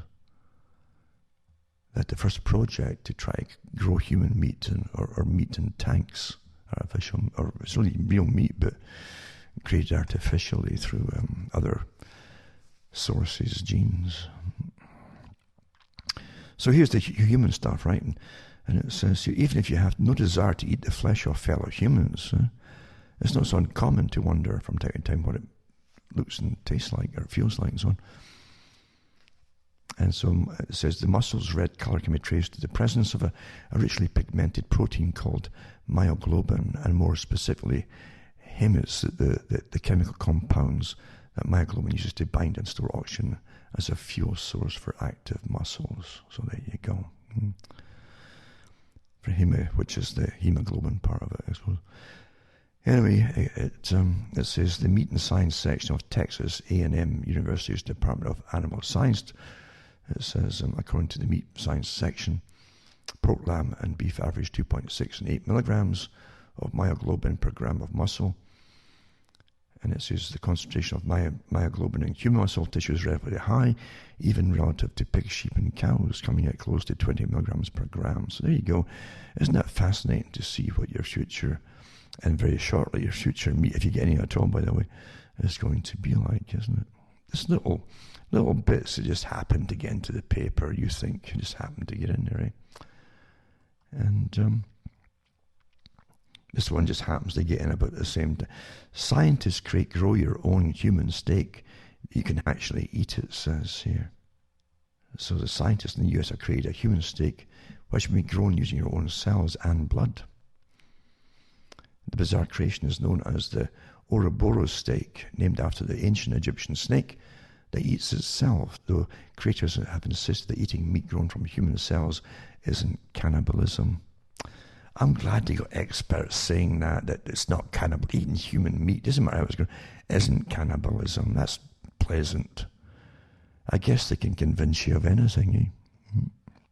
And interesting, they called it after the Ouroboros. I remember giving talks in that way back in the 90s, because the Ouroboros is a symbol in the societies of not just eternal life, but eternal dominance, by the way, for those who don't know that. And beginnings and endings, and all endings are new beginnings, run by the same serpent, you might call it, or system. Yeah, indeed. So it's interesting, yeah. It's grown from human cells, but eating it isn't cannibalism. It's a real piece of meat. This day is currently just a prototype with little chunks currently on display at the Beasley Designs of the Year exhibition at Design Museum in London. It was grown using cells harvested from the inside of the cheek. I want to talk about the facial cheek, which were fed serum derived from expired blood donations. It's okay then, it's expired blood donations. So you're a vampire now as well. But that's okay too. Scientists came up with the idea in the hopes of pointing out the flaws of the lab-grown meat industry, which claims to offer a cruelty-free alternative to factory farming. So growing meat in the lab relies on the use of fetal bovine serum as a protein-rich growth supplement for animal cell cultures. It costs around £300 to £700 per litre, and is derived from the blood of calf fetuses taken after pregnant cows are slaughtered in the meat or dairy industry. It must make you wonder who's going to be able to afford it, even if that was going to be viable, this kind of stuff. And who's paying for all this? But yeah, I know Gates had one on a burger. Maybe it was a meat-like burger he had, I think. Maybe not quite meat, but meat-like burger. Artificial. Because you understand, if you get high protein, you get healthier. If you're healthy, you might breed. And they don't want... They've actually said that in previous writings, that, healthy... As H.G. Wells said it, we can help people... give them better hygiene, better food for health, nutrition. And what do the people do? He says, they breed. He was so disappointed. So there you go. That's never changed that whole agenda. So all energy, remember, is to be reduced. Now, food is an energy, which gives you energy. Don't ever forget that. And watch what's coming down the pipe with rationing. Right? So they say the point of this here, we're not promoting eating ourselves as a realistic solution that will fix humans' protein needs. We'd rather ask a question, what would be the sacrifices we need to make to be able to keep consuming meat at the pace that we are in the future? Who will be able to afford animal meat and who will may? So in other words, it's really to show you the flaws in the problem. And you got to admit too, I've seen some videos of horrible things on the animals. In the big agri-food business, and it's a business, and which always happens when big business takes over anything. Greed. Shareholders galore to satisfy. So faster production, and even you see animals like cows. They can't produce anymore, or else they're getting older, or they've got arthritis setting in. And those big cattle. That they're kind of hybrid cattle. They, for getting vast quantities of milk, the strain on their body is phenomenal. So you see occasional ones trying to get off the ramps out of these huge trucks that bring them to the slaughterhouses. And if they fall over, they don't waste time in trying to help the animal or anything. No, or they literally get bulldozers, and you'll see them bulldozing them in to the yard. It's just hot, and they're alive. And that's horrible. There's no justification in that kind of thing. None at all. Big business, Big business. But the elite themselves want to stop you getting any meat at all. That's the other side of the coin here. To bring down population. When you don't have nourishment, the old diseases come back very quickly. Very quickly. And health goes down very quickly. And then child mortality goes up, and so on. And there were Labour spokesman calls for anti-vax content garbage after demand for emergency social media law, it says. And again, Labour says the spread of disinformation online presents a real and present danger. This is the next step to ban all dissenting voices or any alternative opinions on anything on the net, you see. You're an enemy of the state. You're an enemy of the people. And you're a danger to the people. You see, you're a danger to... This is standard totalitarian verbiage that they put out there. And it says, the Labour Party in Britain, I guess, wants to bring this forward. Laws that will include financial and criminal penalties for companies that fail to act against such content. So there you go. Jonathan Ashworth, the Shadow Health Secretary, told Sky News Sophie Ridge on Sunday that dangerous nonsense is being spread on social media by people who are against inoculations, and it erodes trust in vaccines. Vaccines are tested because folk can't trust them until they are tested. And even then, there's always fallout from vaccines. A lot of folk it doesn't work with them very well. They have terrible side effects in some people. This is totalitarian rhetoric here. And once again, cuttingthroughthematrix.com. Send a few bucks. I keep saying it because folk by the end of the talk, I've forgotten all about it. Send a few bucks my way, and I'll keep going as long as I can to put out the information. And you'll see how to do it at cuttingthroughthematrix.com. Very important to keep me, because when it falls off, it really falls off. And I gave the talk years ago. I said, one day you expect me to be on every day, and you'll just tune in one day and there's nothing there. Gone. That's what happens, you see. Things you take for granted just go. And then you're left with the authorized alternate media. It's a lot, and there is a lot of it out there. Not all of it, but there's a lot of it out there. So send a few bucks my way, eh? And we'll see what we can do. So yeah, they're going after any dissenting. Again, I had that in Event 201 with the different phases of what they would do, right down to imprisoning people who would speak out. And first they would try and stop the money coming in, your finances, and you close you down that way and so on. And it's all pre-planned, you see. You're living through an agenda, a wartime agenda, planned in advance. Another one too is, let me see now, South Australia, eh? They really go to town there. One of the nation's toughest coronavirus lockdowns comes into place in South Australia. And, well, the amount of tyranny you'll put up with is exactly that, what you'll put up with. It's up to you, folks. And it says 6-day lockdown has begun. Non-essential businesses will be closed. That means if you're working those businesses, you're non-essential too, you see. Total warfare, isn't it? And in it, it's got the South Australia's lockdown explained, because no one understands these lockdowns in any country, by the way. It's the same across the world, isn't it? The biggest stores for food and that allowed to keep going, and everything else is going out of business. All planned in advance. Eh? And Rishi Sunak refuses to say if he will profit from Moderna COVID vaccine. And that's the Chancellor, I guess, of Britain, I suppose. I think I mentioned last week from the Chancellor of the Exchequer, as they call it. The Chancellor, Rishi Sunak, has refused to disclose whether he will profit from a surge in the share price of the COVID-19 vaccine manufacturer Moderna, one of the biggest investments held by the hedge fund that he co-founded before entering Parliament. Nothing's ever been so obvious as the crooks that run us all, isn't it? Come on here, folks. Yeah. They see the country and parliaments and governments as like a private enterprise. That's how they see it. The whole country is a private enterprise for themselves.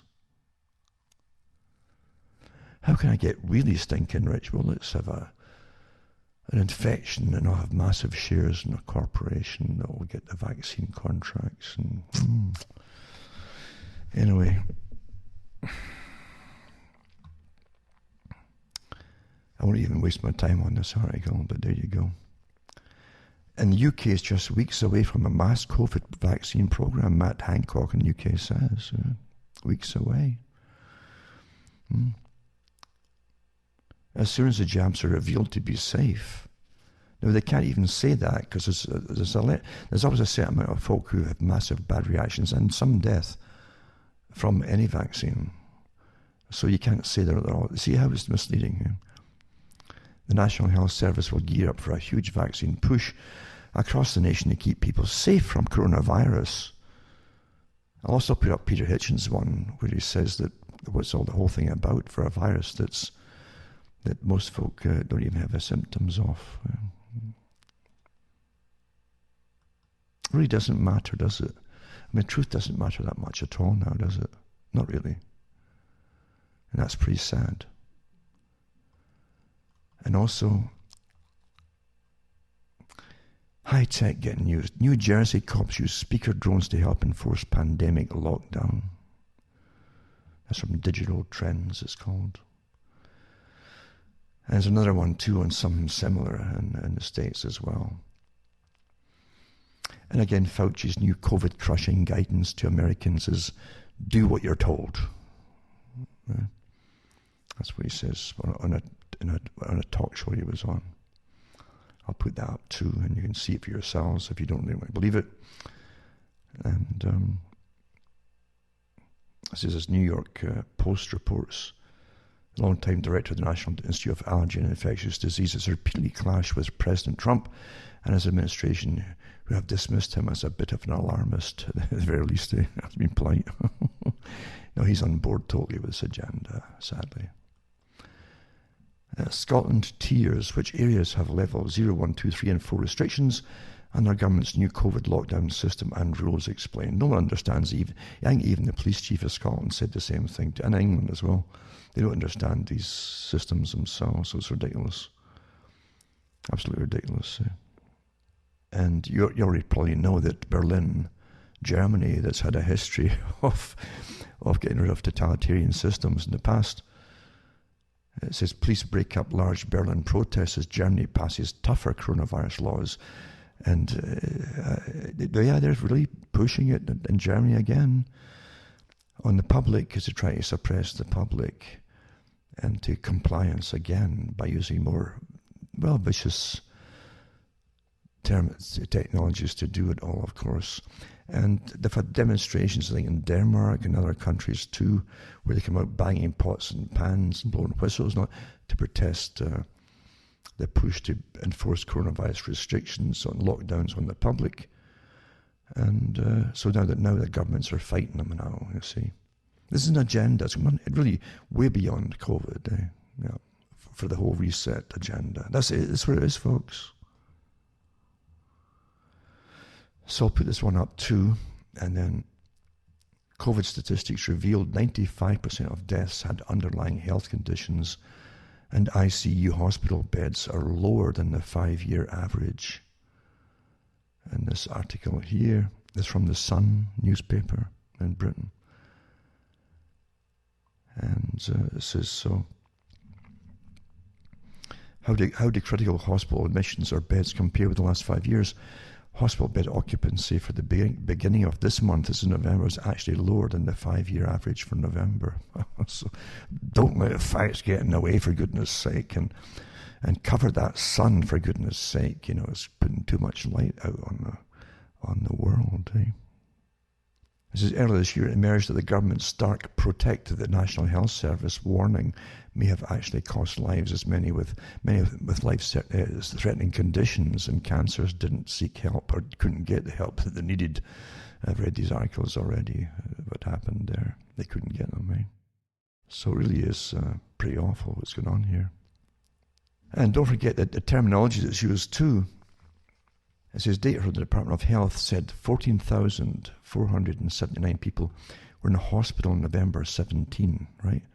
A drop from the previous day, which had 16,271 COVID inpatients, right? Don't forget that going in to get tested, they put you down as being in hospital. Although you're only there for about 28 minutes, half an hour or something. So this fudging of statistics and the use of is all to mislead the public. It's just horrible what they're doing. But it says out of the tragic 37,796 deaths in National Health Service England hospitals, right, up to November the 20th, 35,806 had underlying conditions. There have been only 42 deaths of people under the age of 40 who didn't have underlying health problems. And more than half of those who died in England were over the age of 80. They were dying anyway, you see. Doesn't mean that COVID killed them either. Yeah. Also put up again, all roads lead to dark winter. Excellent article about biowarfare and domestic policy and engineering contagion and so on, and some history of previous things that happened in the States after 9/11, actually, like going back to 1990s, and the things that are going on at Fort Detrick. A lot of weird things were happening at the time with contagious and deadly pathogens, including Ebola, and anthrax, disappeared from the lab. That was all admitted to at the time, by the way. So I'll put this article up because it all leads up to the present. It's all part of the same system we're living through right now, actually. Sweden's top scientist Anders Tegnell says face masks provide a false sense of security. He also says that they're very dangerous and says the country will not make wearing them compulsory. And Justin Trudeau committed an extra $400 million, thanks Canada, in global aid to tackle COVID-19.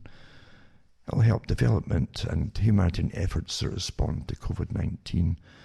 Who knows whoever tracks this kind of cash, where it goes, across the world. And anyway, I won't go any further with the agenda, but yeah, he's all on board with the global reset and all the rest of it. So, yeah. So there you go. As you shut down the economy, let's use Canadian money that you're borrowing, obviously, to throw across the planet. It says the new commitment of $400 million came out a few days after he announced a commitment of $220 million to the COVAX advanced market commitment, which goes towards the purchase of vaccine doses for low and middle income countries. There you go. So yeah, the big pharma gets a big. We pay for everything, don't we? We really do. And police using drones to yell at people for being outside now. Isn't that nice? It's popular mechanics. I used to read that years ago. So there you go. Some people still aren't listening, they go outdoors and so on. And the Spanish authorities are using drones mounted with microphones to scold people who aren't self-quarantining. Well, actually, right now, they're just scolding you. I wonder if they put the little lasers on it and zap you. That'll come. So this is the shaming techniques too. This is tyranny, folk. This is our straight out of old sci-fis, dystopian sci-fis of the past. All there, isn't it? So little tannoy sisters on them and they'll yell at you.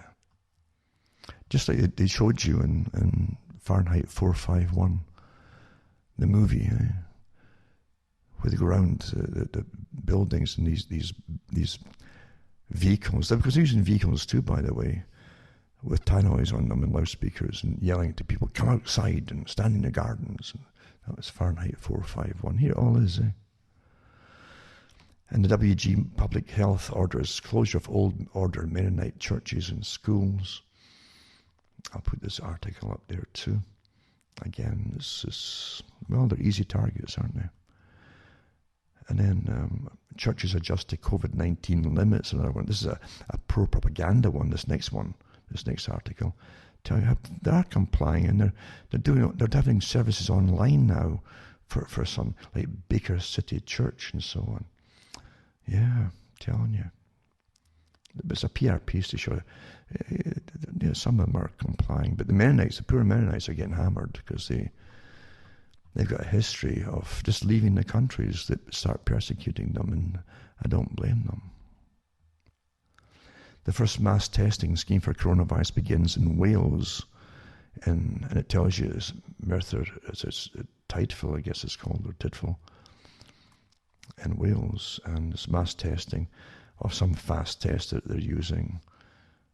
And if you test positive, you get the traditional swab test, which is just as false positive as the rest of them, which has a higher degree of accuracy, doesn't say much at all, and will be asked to return home to self-isolate. It doesn't mean you're ill, By the way, Sweden's already said that in their articles that from these scientists that are around the country, or their version of COVID, they mention that it's better to get herd immunity occurring naturally. Basically, that's what they're trying for. And you only do it by mixing together, and you will get, again, you won't know you've had it probably, but you definitely will get antibodies, which is herd immunity. You're now immune to it, folks.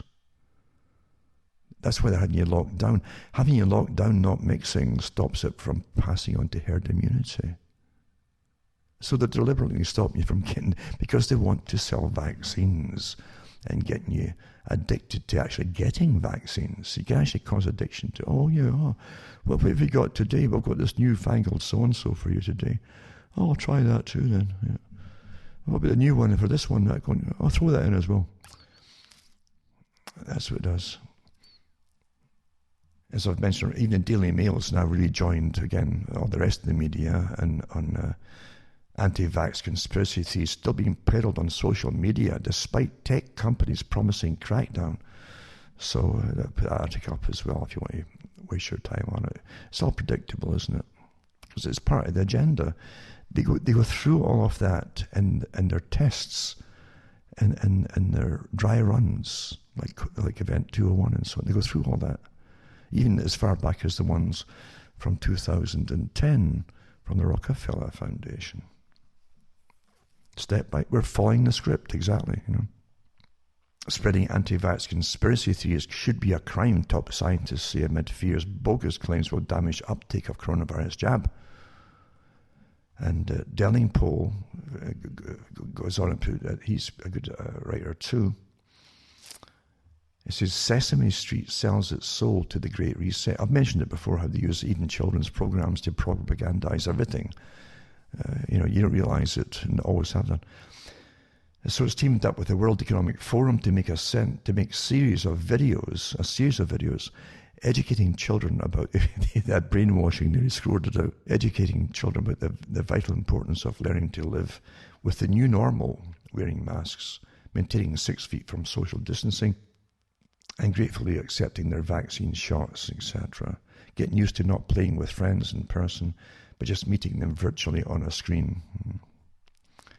On the World Economic Forum podcast called The Great Reset, Resetting Education with Sesame Street, the blue Sesame Street puppet, Grover tells his impressionable young listeners, at first it was hard when nobody could go to school and I could not visit my friends like Elmo or, well, even Oscar the Grouch. But then we learned to have video playtime. It was a lot of fun and made me feel better. You see. So there you go. Isn't that nice, eh? Isn't that not nice? Isn't that not good for you? And for the adults, of course, they tell you to stay home and they'll give you more entertainment. And I think even some porno stations apparently, or sites, and up to the spring, they said that they were giving them, I don't know, it was free admission or something, or I don't know how they'd run it. So yeah, for the children, they've got the children catered to, and for you, they've got other things to do as well. 2 top Oxford academics accuse Facebook of censorship for branding their article on whether masks work false information. So they put out information on masks, and they were branded as false information, right? So 2 Oxford scientists have attacked Facebook and the rest of them for branding them, right? Professor Carol Hennigan, director of the University's Centre for Evidence-Based Medicine, posted a link on his Facebook page to the article he wrote with colleague Dr. Thom Jefferson titled Landmark, Danish study shows face masks have no significant effects. This is the piece reviewed the recently published DanMask 19 trial, which looked at the effectiveness of masks in preventing wearers becoming infected with COVID-19 to see how effective they were. And so they posted a link, and Professor Carol Hennigan posted a link on the Facebook page, and after following some 6,000 volunteers for a month and a half, of whom were asked to wear face masks outside the home and a half who were asked not to wear them, the researchers concluded that the difference in infection rates, 1.8 versus 2.1%, was so small it was not statistically significant, meaning it could have happened by chance. The Danish researchers described the results as inconclusive. But Facebook put a warning on the link, taking viewers to the 694-word article which appeared on the Spectator's website, the newspaper, claiming it had been checked by independent fact-checkers who found it amounted to false information. A few is Professor Hennigan, who wrote for the MOS earlier this month, drew attention to his run-in with Facebook and Twitter, telling his 70,000 followers, "I'm aware of this happening to others. What has happened to academic freedom and freedom of speech? There's nothing in this article that is false. Well, that doesn't matter. Facts don't matter, man. Haven't you heard? And Peter Hitchens, too, our panicking Prime Minister is bankrupting Britain. How extraordinary that the Johnson government, while in serious money trouble, choose to spend billions on a vaccine against a disease which in many cases has no symptoms at all. Yep, bankrupt the countries again, kill off the herd and say, what we're going to eat. So destroy the country, close down the economy, spend billions of dollars, is all borrowed, and a vaccine and so on, and to pay people to stay at home for a disease which in many cases has no symptoms at all. Yeah, this particular decision is a mere ripple on the surface of a much deeper problem. Britain in 2020 has many economic difficulties, but good credit. The lenders and investors of the world believe the UK is run by responsible people and will repay its debts. But my astute colleague Dan Atkinson really discovered that the Treasury and the Bank of England are creating money out of nothing. He just recently found out, on a huge scale. It's like the old fairy tale of Rumpelstiltskin, who could spin gold out of straw, but at a terrible price. This is put it as simple as more than £150 billion of Britain's Himalaya-sized national debt has effectively been paid off at no cost, using money created by and passed between the Treasury and the Bank of England. Then they go into the scam and how it works. And that's in the Mail on Sunday, the Daily Mail on Sunday. I think it's called Mail on Sunday. But there you go, yeah. There you go. Billions are getting spent on a vaccine against a disease which in many cases has no symptoms at all. There you go. It's for an agenda, I wish they'd start saying what it's really for, most of them, yeah. And also an article about quantitative easing and how the Bank of England used the quantitative easing to funnel money into different debt payoffs and so on. Also, there's anti-vaxxers and anti-maskers file a lawsuit against Trudeau. Well, it really won't matter in Canada. Canada's never been really democratic. A lot of talk about it, but it's really kind of communistic, which is exactly what the elite want. It's more efficient to run it that way, when you just tell you what to do and you just obey them and that's it. And then John Kerry talks the Great Reset too. Naturally, they're all on board at the same time. You should, again, he's a strange looking character, this Kerry, but you have to find out. Amazing history too. He says we're at the dawn of extremely exciting time, he says. As for the characters like him who've been planning this for years and years. And it's a mission that seeks major transformation of the world's economy, but it's also the whole way of living, by the way, as you well know. So in the panel discussion by the World Economic Forum, Kerry and Biden is ready to rejoin the Paris Climate Agreement. We're back on board with it. There you go. And it says that they want to look after the world's economy by abolishing money, private property and democracy for the sake of a new world order, according to James Delingpole. And I'll put this one up as well. Yeah, it's all for a better tomorrow for themselves as you peasants all die off, Also, Kissinger, he was always warning us. Mind you, that one too, that order that Kissinger put out in the 60s or 70s, was it? On overpopulation and the threat of world peace and all that. And the greatest enemy of the state and danger to the state was overpopulation. He said, well, here he is again. He warns Biden of US-China catastrophe on a scale of World War I, he says. Oh, goodness sakes, I'll tell you. Unless there's some basis for some cooperative action, the world was sliding in a catastrophe comparable to World War I, he says. Dear. He's living on scaring you, yeah, and having nations bombed into non-existence. And amid Pentagon upheaval, military leaders face a fraught next few months. And again, it goes into Mark Esper disappearing and all that, or getting moved out, and other ones moved in, to try to figure out what's going on. You can go on and on and on. I won't go on any further with all these articles because these are same old stuff.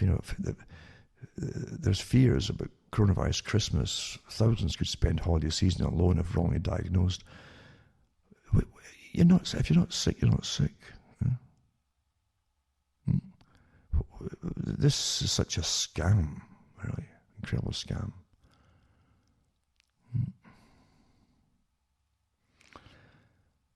And how they're blowing money. Prime Ministers, £100 billion Operation Moonshot plans, right? £100 billion for testing and mass testing. And you understand, you'll never get, with particles of viruses, they'll come up as positive. They've been around since the world was created, and they always will be around. They're always present. You can't fail with these tests for getting what you want. That's why they picked it. You always picked up particles. It doesn't mean you've got the disease. It doesn't mean you're ill with it either. And that's why they're getting more cases, because the more tests they do, if they stop doing the testing, there'll be no cases, right? The cases didn't mean they're sick. Oh, I didn't know. Then when you get over it, they don't mention when you're over it by yourself, you've got immunity now, you see. They don't like to tell you that, but they want you to think you're helpless until there's a vaccine comes along. You see, this is the technique, you see. So I'll put these articles up that I've mentioned here. And what's happening with South Australia and yada yada yada. It's just never ending, isn't it? This whole horror show, because it is a war upon society of the world, actually, the whole world society, by the richest folk on the planet, who decided long ago there's just too many of you. And they really don't need you. They don't like you either. They really don't. So much of what we saw in science fiction movies years ago, many, many years ago, even this stuff going way back, if you look it up, to 1940s and 50s, old sci-fis, the early ones, showed you so much of the technology that you now have today that works. You have the microwave technology. You've probably seen the articles of China using them on I think it was in India, troops in India on the border there, the clash, remember? How they incapacitated so many of the Indian troops by using really the articles in the Daily Mail, I think, that China used secret microwave pulse weapon to cook Indian soldiers alive and force them into retreat in Himalayan border battle. Says your electromagnetic weapons used on the disputed Himalayan border. So they cleared out Indian troops without violating ban on gunfire. They didn't use guns, you see.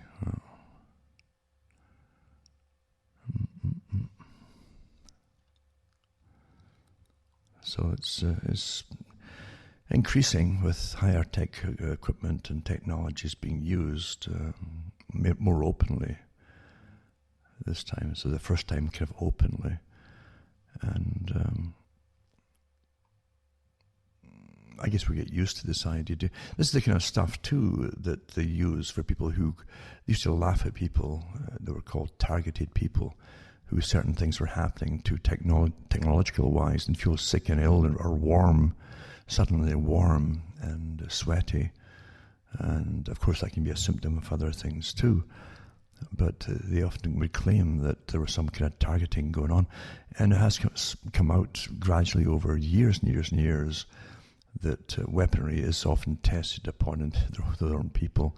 First of all, unwitting subjects who don't know that they're being targeted or chosen to be targeted, because then they can be really studied properly.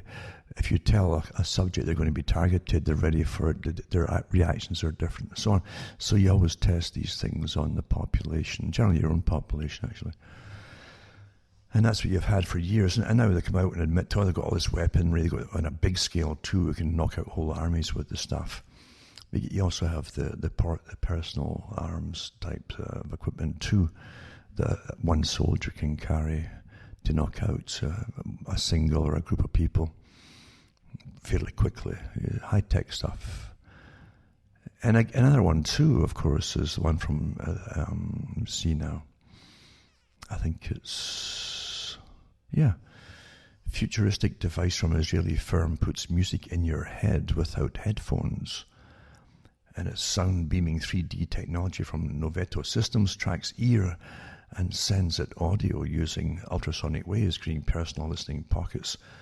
So you're in a bubble of sound, basically, and as you move around, it will move around with you. This, again, is like voice-to-skull technology that people complained about before, and have tested it on people. Different countries have tested out in their own populations, too. And a few years ago, there was an article in the papers where they tried it in New York for advertising. So they were beaming it into passers-by of a particular store, and you'd hear the voice in your head saying, "Go in and buy so-and-so," or "Go in and look at so-and-so." And you'd do that, but you'd hear it, and you look around you, and no one else heard it. It was hitting you. So they're already testing that out for advertising quite a few years back. So now they've got the same kind of device personalized to track you. I don't know if it's a good or a bad thing. Again, technology will be grabbed very quickly. People will jump on the bandwagon and use it. I've no doubt at all. It'll be a success. But yeah, it's like chips and brain chips and things like this. And we see the articles too about the particular fibers now that can go into your brain, and the big boys are using them. And when the big players as well know, I had an article a few months ago about that, and how they could go in and enhance your brain, as they call it, with an external chip, but using these fibers that would penetrate into the brain from the outside. And then you had articles too about DARPA using chips, implants, and again, paraplegics, as an example, so they could use thought, basically, to make a mouse cursor move on a computer screen, things like that. And you'll say, "Well, that's wonderful." But you think that's really why DARPA is the military organization. They don't really care much about paraplegics, folks. It's testing out things for other purposes, obviously. And there are people too who've possibly been experimented on with chips over many years. And I wouldn't be surprised at all if that is really, really true. Your governments generally use things on your own people first. When you look at the experimentation in the US, which is a bit more open, in Canada you had, they'll admit to World War II, using troops, volunteers and so on for testing chemicals for gas and weaponry and chemical warfare and so on. And we had articles back in the 90s about the last of them dying off. And most of them had died off with cancer. All these ones were tested in World War II in Canada, these troops. All kinds of cancers and things. But the States has gone further with the same kind of thing, plus more, where they actually injected different people for experimentation with cancers, including prisons, these prisoners too, to see if they could actually inject cancerous cells into people that would take off in a different person's body. And the syphilis experiments too, which they did in the States, that's horrible. So they generally test these things on their own populations, because we're not really worth much. We're just scum, you see, we're peasants. And what you don't know won't hurt you. That's their attitude, So they go to great lengths to make sure you generally never know. And when it does come out, it's true. They deny it at first until about 25, 30 years passes. And say, "Oh yeah, we did that back. That's a long time ago. So what?" And then no one cares then, you see. It's rather sad, but you have to understand you're living through an agenda. Every step of the agenda has to be carefully tested. Every step has to be tried out in smaller areas, perhaps, but over and over again in different areas to get the same results, to then they know something really works. And I don't think that they'll ever stop this kind of testing and on the public. False information has generally always been put out by your own governments, especially during wartime. The first casualty of war is truth, and you're in a war. This is all war scenario you're seeing with total lockdowns, only 2 or 3 people allowed to gather together in one place outside, and this is all straight from the manuals of martial law type scenarios. emergency laws. So you're living in it, and it's to get a lot worse as time goes on. And then comes they come down for you individually for what they want you to do or take, or the rest of it. It's all planned that way. And they hope to use a massive psychological techniques on you beforehand. You're all going through it through fear. And for others, they've cared for the promise of freedom. Like work makes free. In other words, if you just comply and take your vaccination, you might get back to normal, even though, again, you have to listen to Fauci, who said from February onwards and March, life will never go back to normal. It's a great reset, you see. That's the real purpose of all this that's going on. A different way of existing, a very low quality of materialistic life, austerity they call it, which is a nice way of saying bordering on poverty. It might even be poverty, and rationing of goods, and your decisions made for you by your betters, experts would make all the decisions for you, what to do, if you should work at something, if you shouldn't work at all, right down to should you maybe just kill yourself, or they'll help you eliminate yourself in a world where you're being taught that life is cheap now. There's too many of you, so it's not really like you're a valuable creature. You're not an endangered species. And so they want to bring down the population. So you stop using all of the resources, you see. Keeping yourself alive. What an awful thing to do. Who gave you that kind of right to do that kind of thing? Just want to keep yourself alive, for goodness sake. And it's a world, it's Agenda 21, where eventually there to be no private vehicles at all. That's what your Uber thing's all about, and so on. So no privately owned vehicles, there'll be essential vehicles only.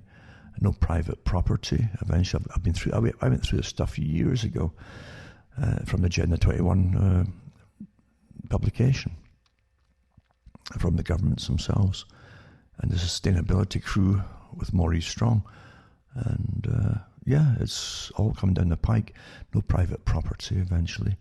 Rental only. You'll be basically allotted a living space which is rented. And again, too, it'll be all right in with the Great Reset idea and the Fourth Industrial Revolution. Everything's electronic, including cash and credits that will be issued to you, just like your income to stay at home right now, basically, can go into the universal basic income they talk about. But you have to behave and do what you're told, or you won't get the cash put into your account every month, you see. And eventually you can't save it up either. It'll just disappear by the end of the month as a new same number comes in again. That's what that was set back in the 1940s and 50s. Bertrand Russell talked about it. You're living through a script. You've always been the problem, you see. And from the days of Thomas Malthus and even before him, to the present time, you are the problem. Not them, but you. And they plan to really do something about it. Now, they really are. This is a war. This is an organized, conscious, planned war on all of the people. And they're ruthless, and they really mean business, folks. And the only way you can stop it is enough people to stand up. All say no, that's it. They can't put everybody in prison, obviously. They're already using the army in psychological warfare against people who are dissidents already, and they're using the standard techniques of psychological warfare, looking at social influencers and trying to attack them online and so on, making it harder for them to get their material out there.